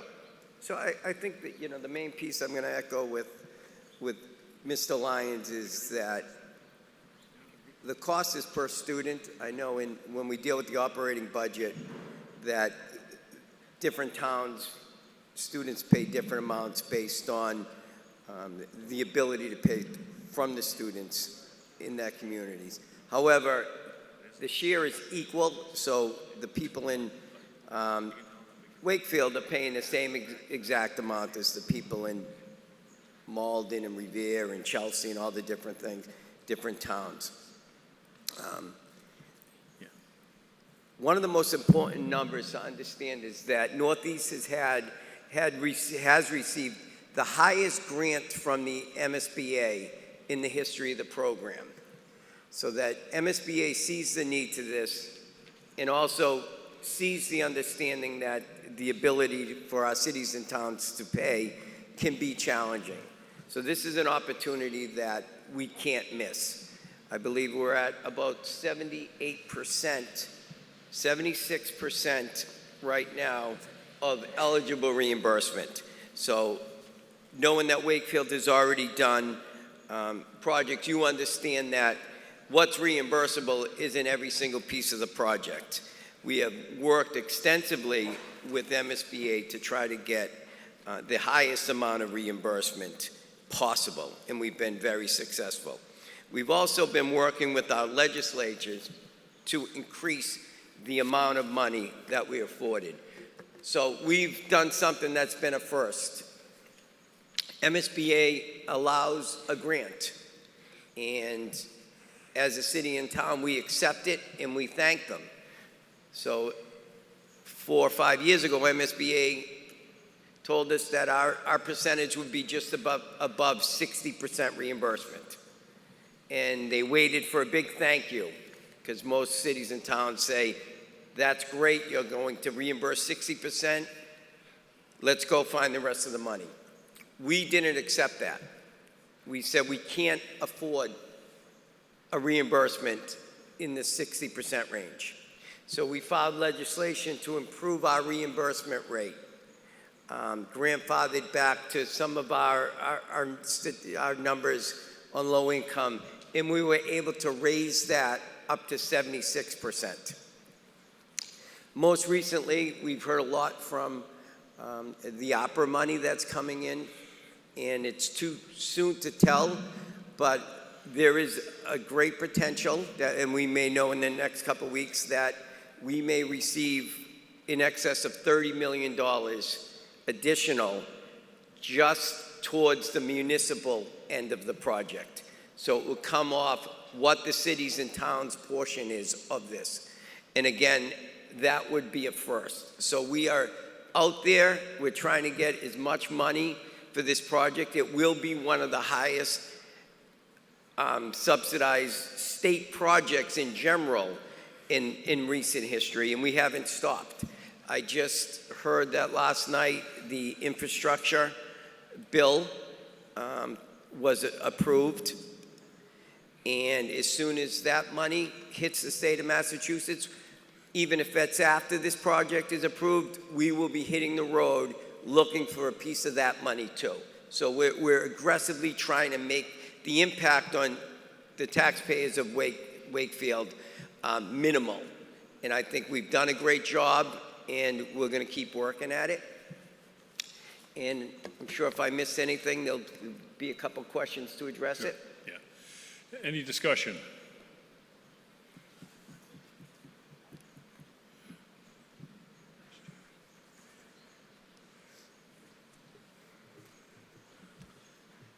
Thank you very much for a truly enlightening presentation, Daniel Lieber, 1 Elm Street.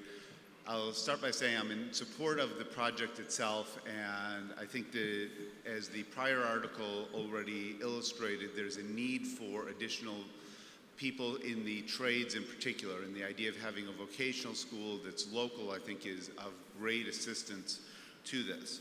A couple of questions, and they may have been addressed in the PowerPoint that's unfortunately not available. Is the building, the proposal, either LEED or other energy efficiencies designed so that we can, the operating costs are reduced over time, thus allowing more of the funding of the school over time to go into educational programming? So I didn't catch all of it, but I did hear a piece about energy efficiency and adaptable, if you want to just. So yeah, I believe we are Silver LEED certified. So MSBA in our initial plans have found that the building design, and it's, as you know, we just finished the feasibility portion. There's so much more planning to go, but that we have met the criteria for a building that's energy efficient by the highest of standards. It is absolutely a goal of ours, as it is the town of Wakefield, to make sure that we take advantage of any energy efficiency for money savings as well as for the environment. Thank you. Is the plan for this project to use the construction manager at risk style of construction? So we are at a situation where the amount that's contributed is known. Again, referencing the prior article as something that this body obviously concerns itself with. Absolutely. So we did go with the CM at risk option. And as you know, based on the dramatic increases, we are very fortunate to have done that. And it's already seeming to be beneficial having the construction company on board right from day one to make sure we can manage the ordering of supplies and the project in general. Thank you very much. The last question that I have relates to the impact on this community in particular as the host community for the school. The construction will unquestionably be disruptive. It'll be disruptive to those who work in, attend the Wakefield Memorial High School, in addition to the vocational school, who live in the area, who transit through the area. Can you talk about, and the reality is there's not much we can do about the construction disruption itself other than to minimize it through operational components and working with the community and working with the first responders. Longer term, can you talk about some of the community services that will be provided back to both Wakefield and the other contributing communities and be available to them that are not available now or have been suspended due to the degradation of the current facility? Things that come to mind, and you can expand upon the vision for the new building, things such as the pool that is no longer available. There may be transportation options. There may be other facilities. There may be things such as performance components and other things that will benefit the community where we are local and it is a host community. If you can talk about that so we can have a vision as we are enduring the construction itself and the delays that we will have to endure through that. Sure, absolutely. So I'll start with the first part of the question.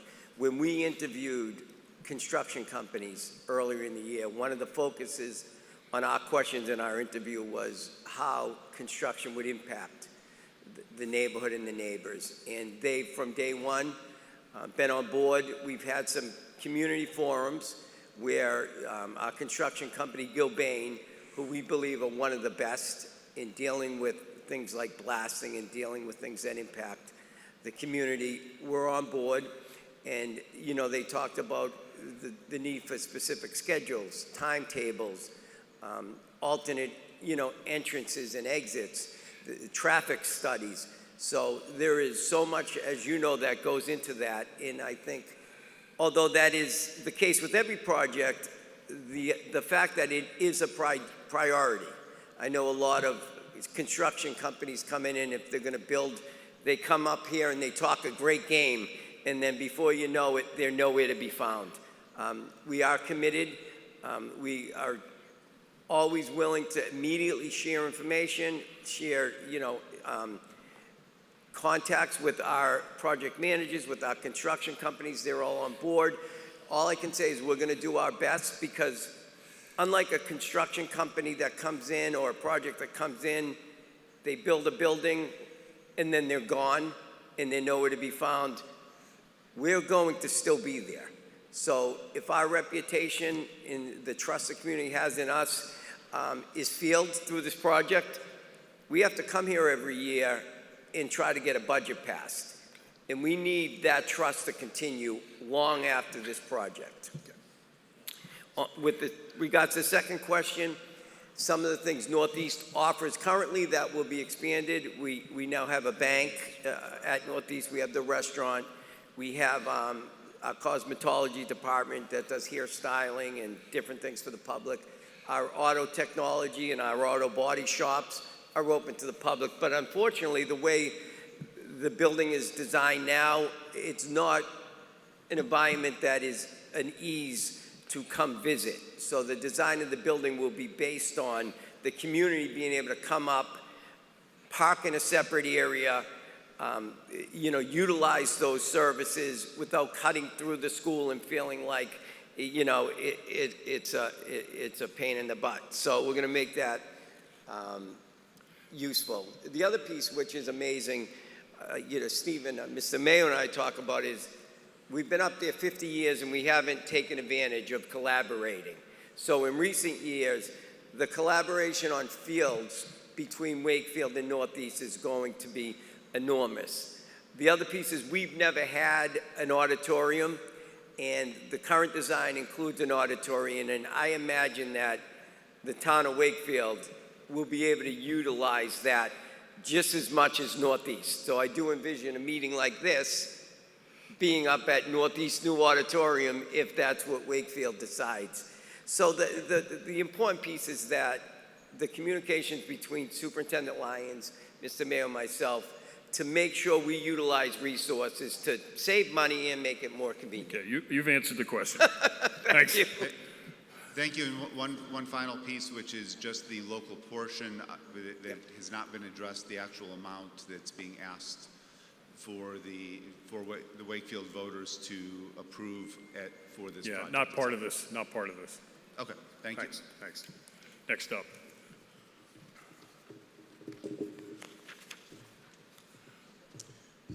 Good morning. My name is Bob Brooks, 7 June Circle. Dave, I like your analogy about the automobiles, but I used to sell cars. It is not the deal the customer got, it is the deal the customer thought they got. So we're here to talk about this deal. The information I have for Article 4, I thought was very vague. So I'd like to go over some of the figures more accurately so everybody in the town knows what they are. My information was derived from the pre-feasibility study of 265 pages, the MSBA study phase of 265 pages, the PSR, which is the preferred schematic report, 41 reports of 2,545 pages, and the preliminary design program of 79 reports of 2,036 pages, of which I have not read every single one, but the information that I got from was from there. Also from emails and discussion at some of the meetings. The article states that it's $317,422,620. The MSBA grant is for $140,851,919. And it's touted at 76.84%. Well, if you do your math, it doesn't come out to that. It actually comes out to 44.8% of reimbursement of the total amount. And you say, how can that be? Well, if you take the amount of the monies that the Wakefield share is, the district share, it's $176,570,701. You get that money from the balance of the grant, the $42 million, plus the non-reimbursable cost. Now, that $317 million is from added to two different costs. There's the non-reimbursable cost and the reimbursable cost. What's the difference? Well, you have to go to the MSBA report and calculate it. And what they do is on their calculations,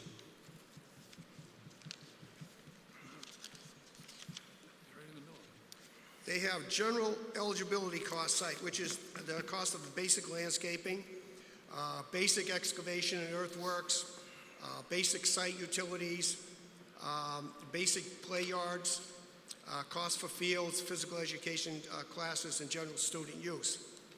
The potential ineligible site cost associated with this would be water and waste water treatment systems, all costs associated with non-hazardous site earthworks, including but not limited to removal of rock and ledge, all costs associated with equipment for outdoor athletic facilities or outdoor use,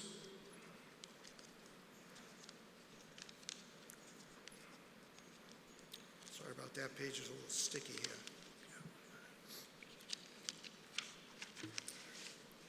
here. And the categorically ineligible site cost is all costs associated with synthetic turf, all costs associated with athletic stadiums, all costs associated with off-site traffic improvements, all costs associated with spectator amenities such as concession stands, all costs associated with special waste and hazardous contamination materials.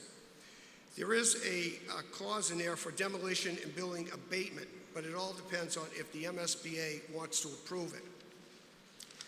The reason why I brought that information up is in the numbers I mentioned. You have 1 minute, by the way. Thank you. You're welcome. Is that the non-reimbursable cost is $134,117,155, of which we will end up paying for every cent of it, every city and town. That's 12 communities. There's information, there's specifically the access road, traffic, road constructions. You're talking about putting a new water line, digging up Farm Street, putting a new water line in there that'll loop the whole school. To me, that's extra cost, and especially with all the ledge and blasting that's going to be going on. I'd suggest if you have a question, you've got. Okay. No, I don't have a question. I just want to be. Okay. All right. Then you've got you're 30 close. seconds? Yeah. Oh no. Okay. 10. Okay. Well, David has said that. And I'm being generous. We've been in contact with him for the past 8 months. The previous 5 years, as this was going on, nobody in the neighborhood really understood what was going on. So there was a lack of it. I do not believe that this should be approved by the board, by the town, anyone in Wakefield. There's too much to. If this is approved, it's like giving them an open check. Thank you very much for your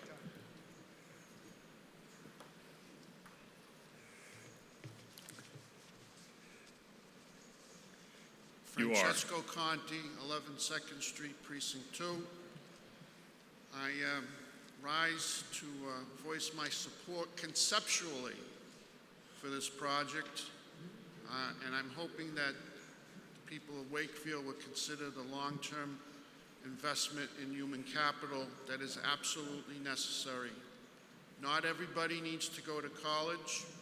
We need to encourage people of all races, of all genders, to consider the trades. We need to look forward to the future. My daughter Alessandra graduated from Northeast, and I was very pleased. After attending Northeast, she decided to do the academic route. She is now studying for a graduate degree at Monmouth University in New Jersey. During her stay, during the 4 years at Northeast, I was pleased with the education she received, and I was impressed by the administration of the school and the district. I really think we need to focus on getting people into trades. This is a good investment. People who know me know I do not like to spend money. But this is a long-term investment in our children. Our children will not need to incur college debt. They will learn a trade and they will prosper. There is some evidence out there that we need more carpenters, plumbers. We're going to need people who are going to fix Teslas. And we're going to need people who are going to build the robots that ironically may remove and replace some of the jobs of the future. So I'm here to voice my support conceptually to move this project along. I'm sure there's going to be cost overruns. That said, I still think it's a good investment. The current condition of the school is not acceptable. I don't have any questions, but I would like to learn more about this project as it goes along, and I wish you the best of luck. Thank you. Mr. Sherman. Dan Sherman, 16 High Street. So the Finance Committee spent quite a bit of time on this and listening to the presentation for the vote. And a number of questions focused around funds. So I want to make 2 points this morning. One is I did quite a bit of analysis on the amount of costs that is expected for the town of Wakefield. And from memory, I recall it's about $250,000 for fiscal years 23, 24, and 25. Starting in 26, it's about $800,000 for the remainder of the bond payments. In the forecast that I presented at the beginning of this meeting, I included those additional costs in the numbers that you saw on screen. We can afford this, and I definitely want to move forward with it. My second point is just to sort of reiterate what the previous speaker said about the trades.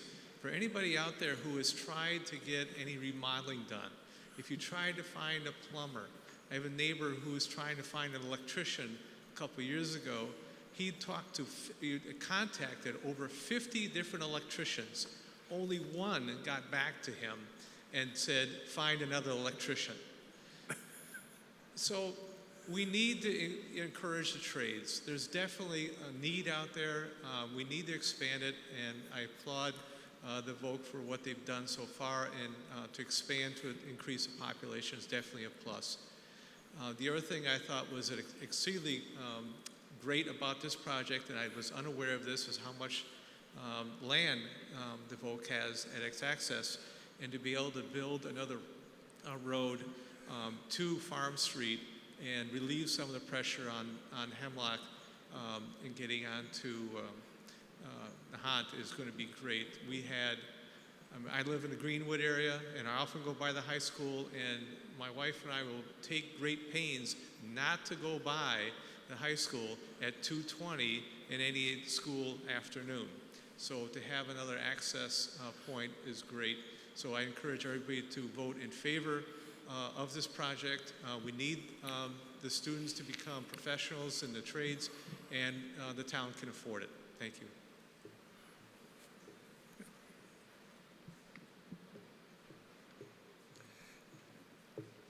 Marie Ray, 25 Montclair Avenue. I'm also the co-chair of Wakefield's Commission on Disability Issues. I too support this program, and I'm happy to hear Mr. DeBarry mention handicapped accessibility in the project. I also want to remind you that when we talk about our differently abled population, we're not just talking about those who have physical challenges to get into your building. We're also talking about those who may have visual impairments, hearing impairments, And when you talk about updates to your IT system, I think we would be looking for updates such as the cart system that we've initiated here in town meeting to make school more accessible to those students. I'm also encouraging you to make your school more accessible to those who are intellectually and developmentally challenged.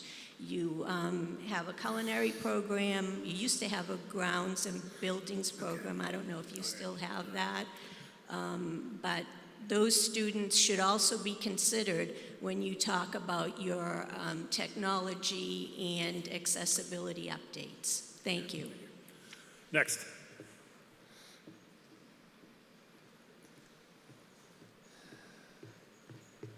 Good morning, Marie Oliveira on Nahan Street. I just have a couple of comments. First of all, I'm delighted with this project. I think we need more of them. Secondly, and I hope it's aggressively done, that the legislature and the financial people aggressively lobby the state and the federal government to get a piece of this windfall money that's coming to us around Build Back Better and all of that. And then I guess a question I need answered is, from beginning to end, how long do you anticipate this project to last? I'm on Nahan Street, and everybody in town drives by my house. During the week, traffic goes all the way back from Farm Street, well past Valley Street. I'm hoping that something's in place to mitigate all of that, so I don't have 5-ton trucks with gravel driving down my street, but, you know, hopefully on Water Street and something that can better accommodate that type of traffic. We have a bunch of kids walking back and forth to school every day, particularly the elementary school with moms and baby carriages. So not only is it an issue for residents, but it's also a safety issue. So I need to have someone address that question. And then lastly, the thought occurred to me, what kind of power does the town have in the decision-making process if we're part of a consortium that includes 12 other communities? Do we have to bend to their will if we're outvoted about something? So that's something that I'd like to have someone talk to as well. So thank you very much. Tom Mullen, can you answer the third part?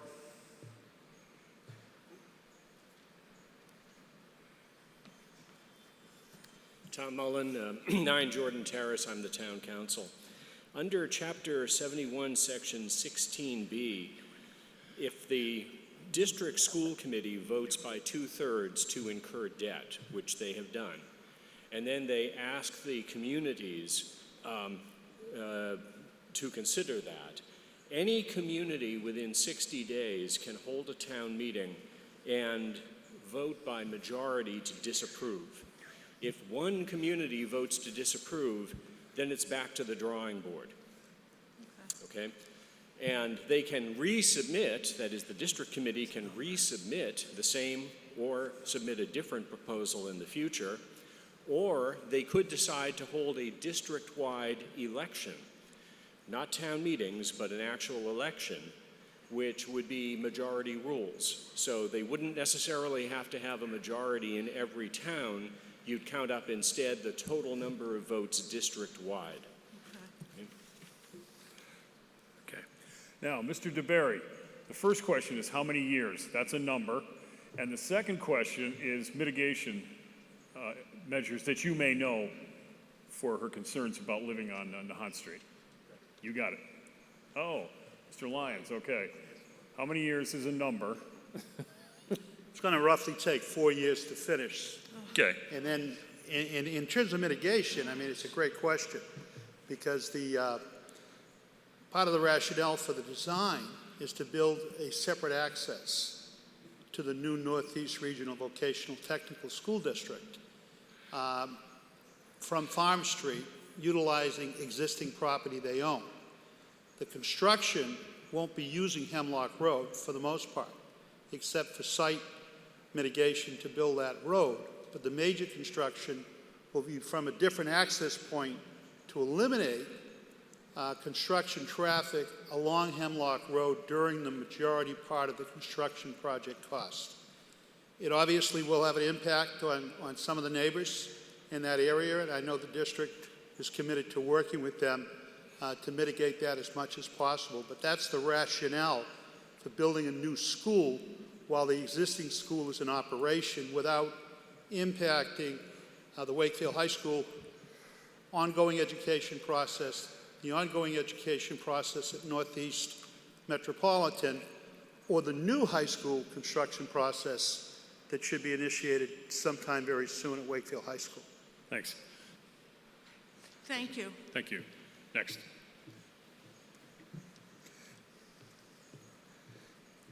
Hi, Benny Wheat, 44 Miriam Street. First of all, I'm in favor of this. I think if there's anything that I want to spend our money on, it's education. But I do have a couple of questions that I'm curious about that I'm hoping to learn more information. Mr. Lieber already asked this and was kind of shut down, but I am wondering what is the portion that Wakefield is responsible for? Do you know?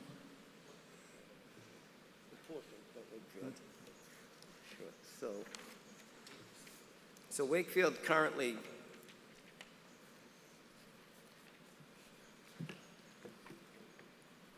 would be responsible for 7.81% of the project, and that's a projected amount, and it's based on your enrollment percentage going back 10 years on what you're likely to have for students. So it can vary a little bit based on students, just like in the operating budget. You know, one year we might have 2 or 3 more students, one year we might have 1 less. So currently that's the projected amount, is 7.81%, which would be over 30 years, $13,783 or $783,817. Thank you. Next question. Thanks. And what's the per pupil cost for Wakefield? Oh, if you know. Do you know that? Yeah. Anybody? Ballpark figure? Per pupil cost, if you extrapolate it over, with including interest, is about $110,000 versus $160,000 in Lexington, for example, for Minuteman, for everybody. The per pupil cost is going to be, the school committee is going to do the bond issue, and the per pupil cost is obviously going to be determined based upon the interest rate on the bonds, the interest rate on the bond anticipatory notes, the numbers that have been furnished to your finance committee and to the town administration and the town council. Assume a 4% interest rate over a 30-year period, bonding $176 million. If you extrapolate that and assume a 4% interest rate, the total interest, including principal, would be about $306 million. Wakefield's share of that is estimated to be 7.81%. For the first 2 years, it'll be minimal. Construction really won't begin until the summer of '25. And the annualized assumed cost, as a member of the Finance Committee indicated, is going to be less than $800,000, assuming your proportion of the population stays about 8% for the next 30 years. And that per pupil cost would be same for all the cities and towns in the region? Exactly the same, based upon enrollment. It could shift. The regional agreement stipulates that if the town of Saugus sends 10 more students and you send 2 less students, their proportionate cost for the debt service that year would obviously, on a per pupil basis, would be the same, but would be higher. That's the modification that will exist based upon fluctuation in enrollment. But overall, your enrollment's been about less than 8% for the last 10 years. As the superintendent indicated, the assumption will stay the same. Thank you. Thanks.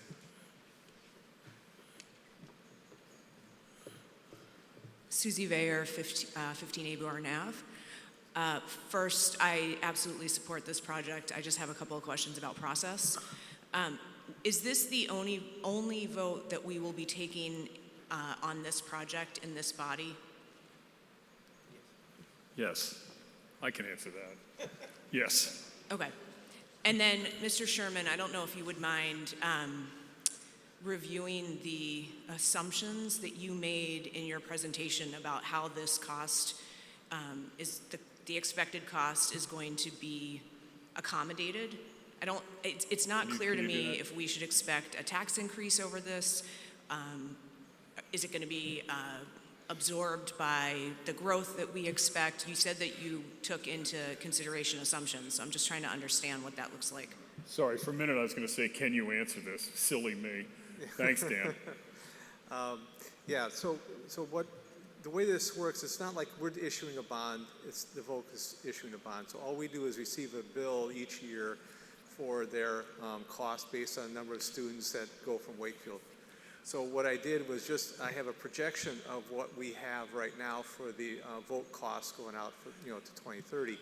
And what I did was say, based on our discussions during the Finance Committee meeting a week ago, was determine how much extra above the regular 4% increase I'm assuming right now. So I added 12% for 2023, and then I made it a 32% increase for 2026, and then ran it out at 4% thereafter. So when we do our spring budgets and we vote at spring town meeting, one of the line items is the vocational school, and so I'm just rolling into that line item. So nothing else extra, just those two adjustments in 23 and 26. Thanks. Thank you. Good morning. Mike Scolo, 7 Swain Place. I fully support this project.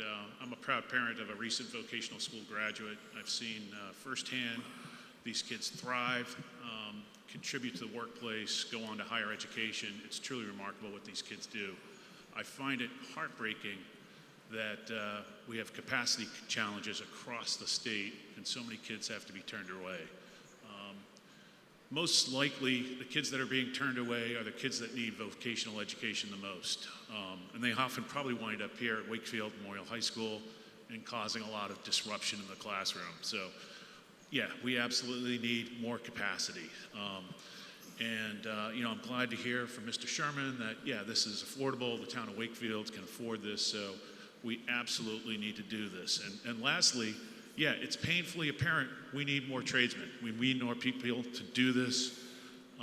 We need more what's being now called new-collar workers, to do cool and interesting things like advanced manufacturing. And yeah, there's a lot of high-tech jobs that don't necessarily need college. Not every kid needs to go to college, but kids need and can benefit from hands-on learning. So we absolutely need to support this. Thank you. Thank you. Mr. McLaughlin. Excuse me, Bob McLaughlin, 376 Water Street. Hey guys, when I was 14 years old, I decided to be an electrician, and fortunately, I was going to a middle school in Lynn that had an industrial course that was set up to feed into the Lynn Trade Vocational School at the time. I really encouraged when we were building the Galvin to put those shops back in there again for that very reason, so these kids would have an opportunity when they were in middle school to experience the trades and maybe focus them into a vocational school like Breakheart. I would like to bring up the late Gertrude Spalding. With her foresight, she was involved very heavily with getting that vocational school in Wakefield up at Breakheart, 50 years ago. So good for her. She was foresight, and if anybody doesn't know it, we have a park named after her at the head of the lake. Having said all that, I really encourage this building to go forward. I'm going to my continuing education down at the Knights of Columbus next Saturday for a half a day. It's so exciting. And if anybody goes down there, you'd be appalled to see the age of the electricians, including myself. It's at least 50 years older. Most of the people that go into these code classes. So we've got to get some more kids into the trades. It's extremely important. As a matter of fact, it's not even negotiable. That's that if we want to build a new school, or quite frankly, the public safety building, we gotta keep on feeding kids into these schools, and it's way overdue. So, having said all that, I really encourage this thing to go forward, and thank you very much. Thank you. Next.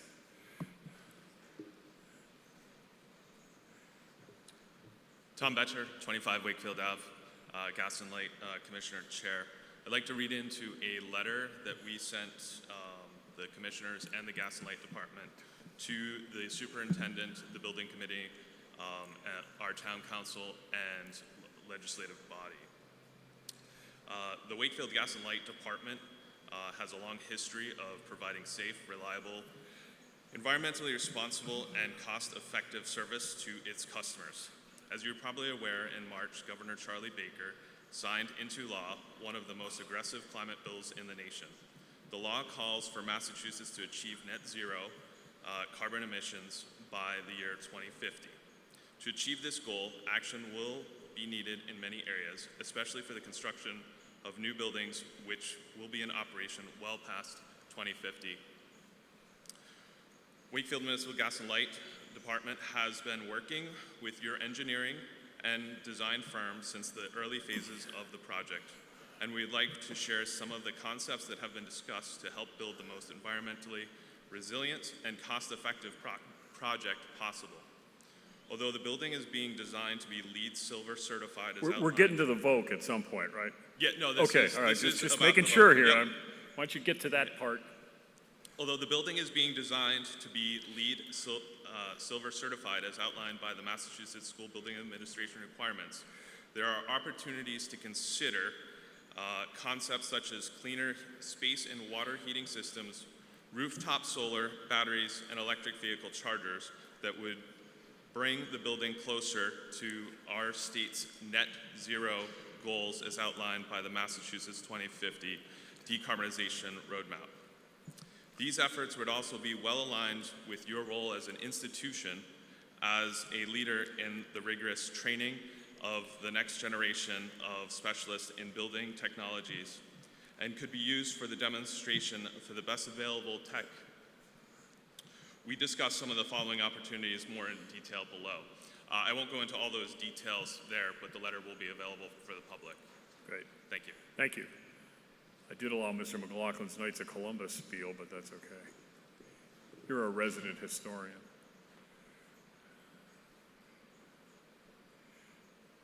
Okay, next up. Good morning.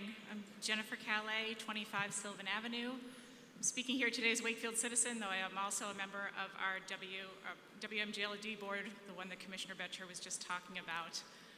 And I want to start by saying that I am a full supporter of a new building, but I do support, as Commissioner Betcher just meant, a version of this building that reduces the energy use to the extent possible, the carbon emissions, and uses the best available technology. And to talk specifically about one thing, I think the most significant issue with the current design of this building is the use of natural gas as a fuel source. We have other options available to us, specifically electric heat pumps, and that can provide reliable, low cost, and cleaner option today as well as in the future as our grid emissions decline. As we're seeing this winter, natural gas prices can change quite a bit year to year, and we're going to see an expensive year, we know that. And we also think that one thing that hasn't been considered here is that over time, costs for fossil fuels will increase as we need to pay for those carbon emissions. So I'm here today to request that the board and engineers consider the operational and life cycle cost of this building in addition to upfront costs. And I'm here to request that we consider reallocating the significant expenses earmarked for trenching to bring natural gas to the site through new pipelines, and instead install more efficient heating equipment that uses the electricity that will already be available at this site. Thank you very much. I really appreciate the time. Thank you.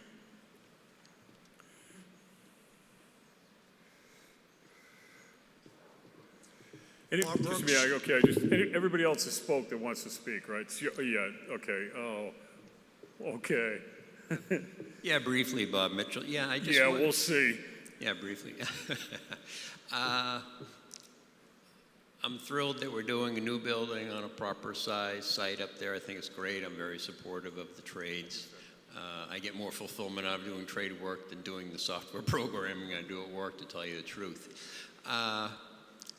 Really, two environmental things, and then I'll just let go. Synthetic turf, just briefly. You watch national football, these guys have black pieces of broken rubber on their face. Okay.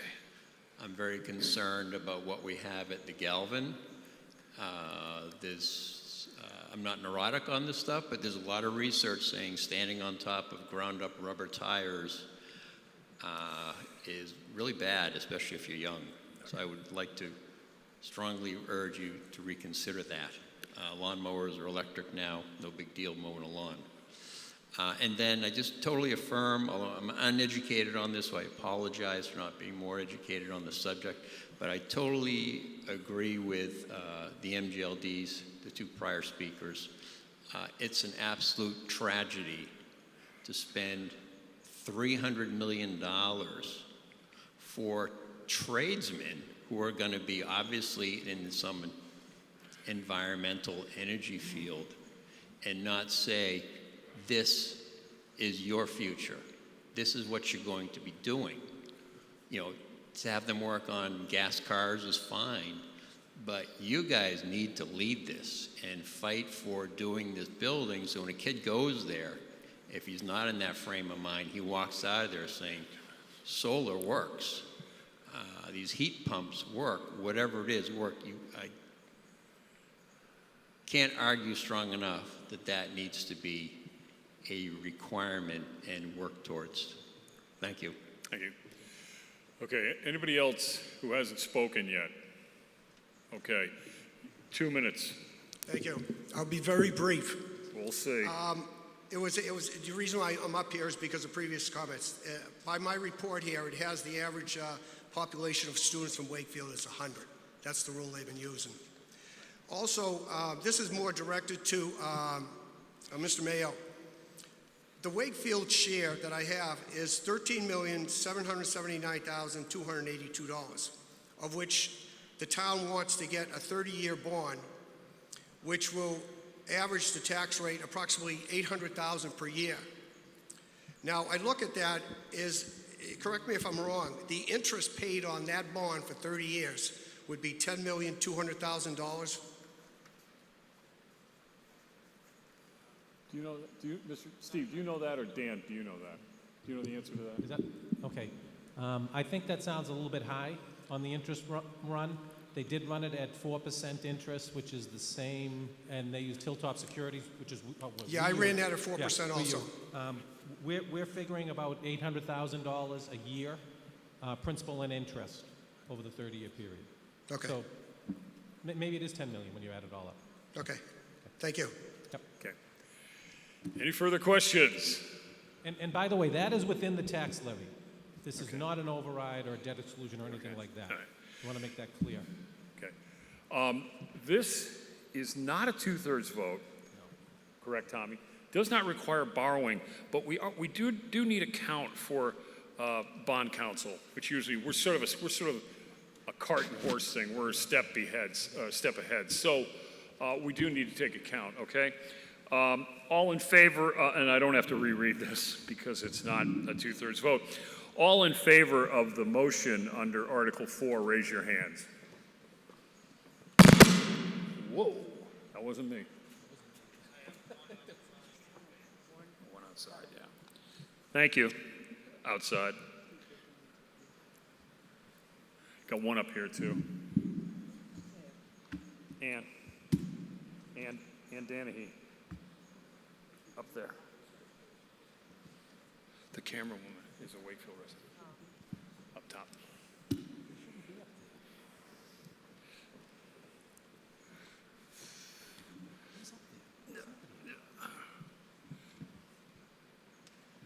Here, I'll take it. What is it? What do you got?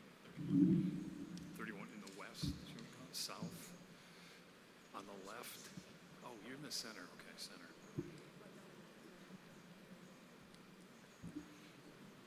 outside.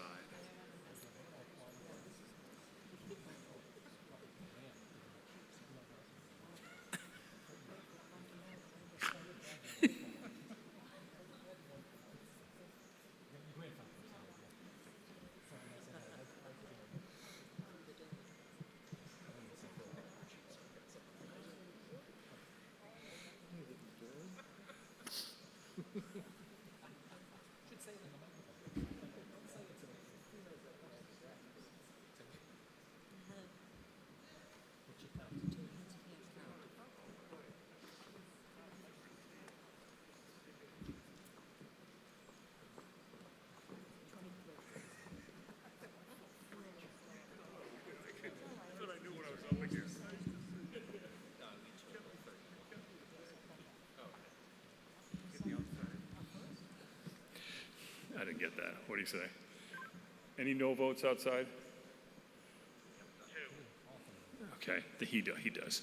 He's got 2 outside. Okay, 2 no's outside. All opposed?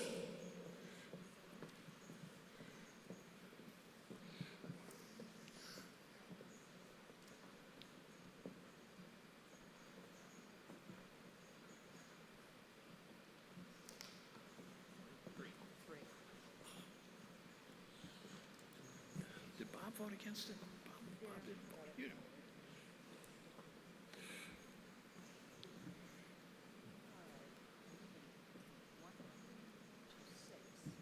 100 to 6. Motion carries.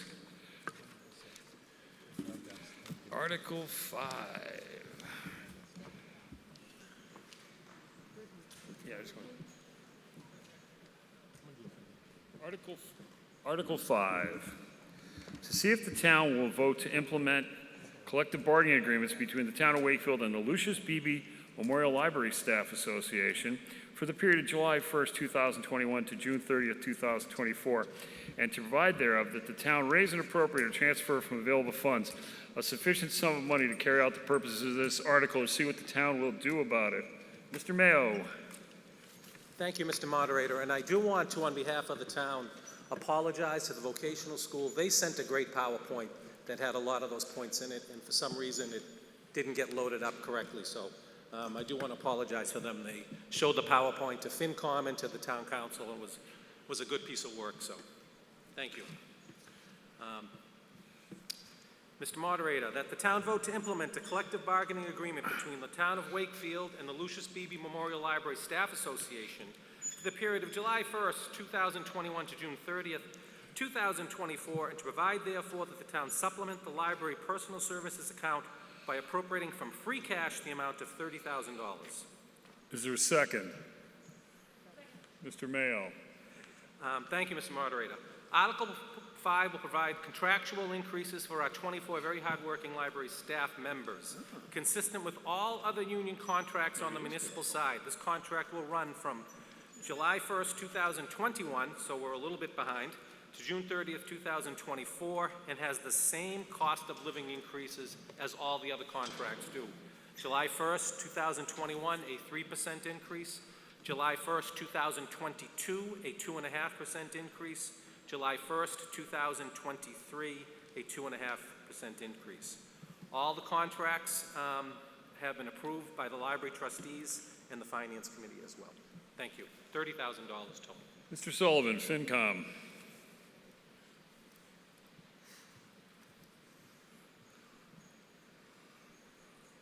Finance Committee recommends favorable action. Any discussion on the motion before you under Article 5? There being no discussion, the motion before you is to vote to implement the collective bargaining agreement as just set forth by Mr. Mayo. All in favor? All opposed? What do you got outside? Nobody outside. Oh, okay. You want to come in? Motion carries. Yeah, you're laughing, Dave, because you almost had to count votes out there. Tom, sorry. All right. Article 6. To see if the town will vote to raise and appropriate from the tax levy or transfer from available funds a sufficient sum of money to supplement the library department budget for the period July 1st, 2021 to June 30th, 2022, to provide Sunday library service, or to see what the town will do about it. Mr. Mayo. Thank you, Mr. Moderator. That the town appropriate from free cash the sum of $30,000 to the personal services account of the library budget to carry out the purpose of this article. Is there a second? Second. Mr. Mayo. Thank you. Article 6 will fund the very popular Sunday library hours. The library will begin on January 1st, will open on Sundays through June 30th, 2022, I believe from 1 to 5 p.m. I think those are still the hours, Catherine, thank you. The cost here is $30,000 to provide for staff and what have you. Very popular hours at the library. Mr. Sullivan, FinCom.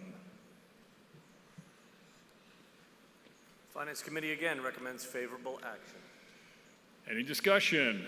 Motion before you is the town appropriate from free cash the sum of $30,000 to the personal services account of the library budget to carry out the purpose of this article. All in favor? All opposed? Motion carries. Article 7.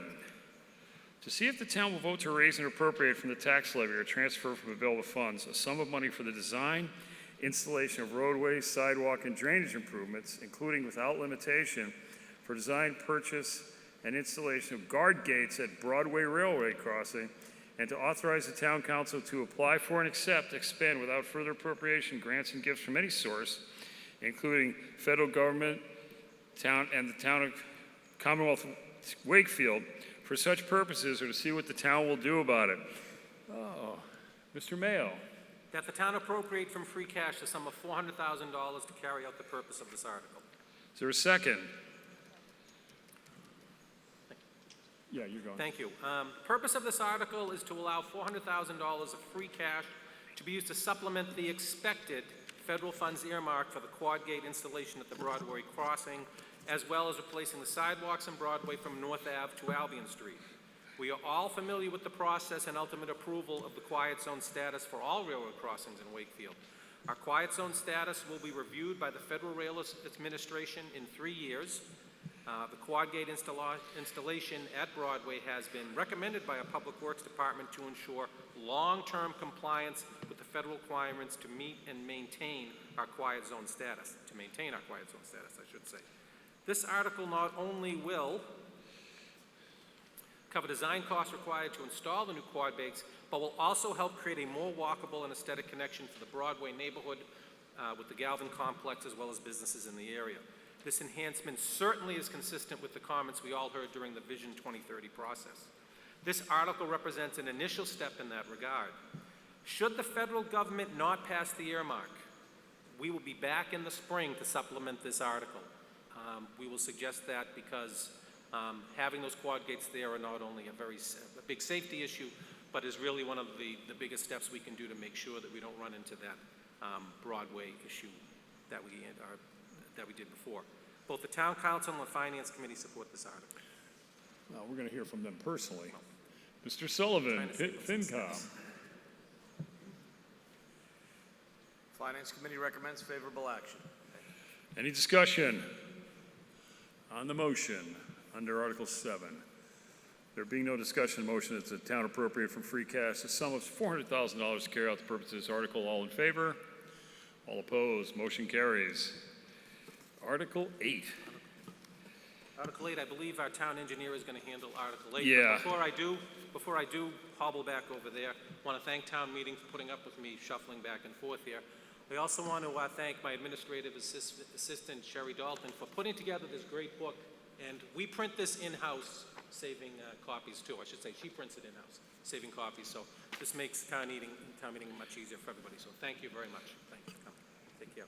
Article 8, to see if the town will vote to amend Article 3 of Chapter 9 and Section 9.3 of the general bylaws to rename the Commission on Disability Issues so that as revised, said provisions will read as follows. Article 3, Commission on Disabilities, Section 9.3, Establishment Powers and Duties as set forth in the remainder of the article. Oh, there's Casey Jones. How come you weren't up on the earlier one, huh? You know it.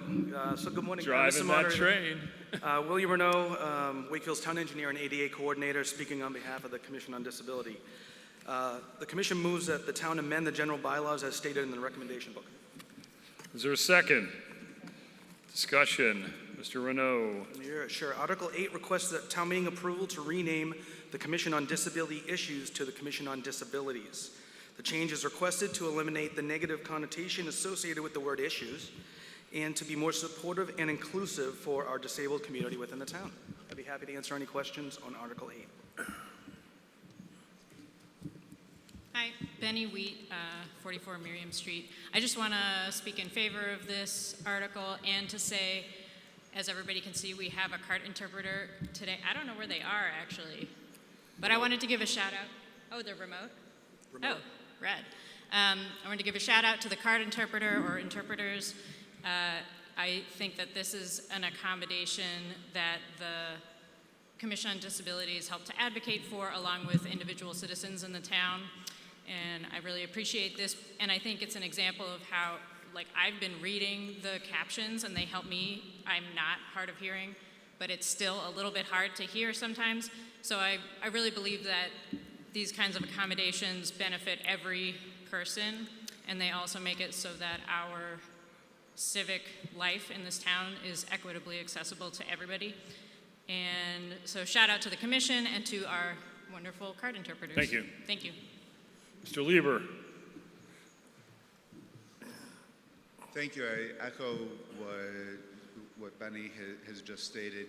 The card interpretation certainly is very helpful, and I have great appreciation for everything the Commission has done. This particular article, I'm in favor of changing the name. There are a few other bylaws that do include the name as it currently exists of Commission on Disability Issues, such as Chapter 9, Section 10, Chapter 51, Section 3. Will those need to be amended, or will those just be incorporated by reference with this particular change? Or Mr. Mullen, can you just answer that? deferred to a future town meeting? Yeah, this is the only amendment that is proposed here. I think that we would probably want to have a cleanup at the next, at a future town meeting, or the next time we appoint a bylaws committee of the kind that you chaired last year. Thank you very much. Any further comments under Article 8? Motion is that the town amend the general bylaws as stated in the recommendation book. All in favor? All opposed? Motion carries. Number 9 is not ripe for action, and so I am ruling that we are passing it over. Again, thanks to CAT and the DPW for the amazing effort they put in to put this whole thing together. Really, it's just, you know, when you think about it, I mean, look at this. It's great, really. Well, there'll be casting call for filming later on, so. Anybody got a motion somewhere? Mr. Moderator, I move that we dissolve this town meeting. Oh, is there a second? All in favor? Motion dissolved. Thank you very much. It is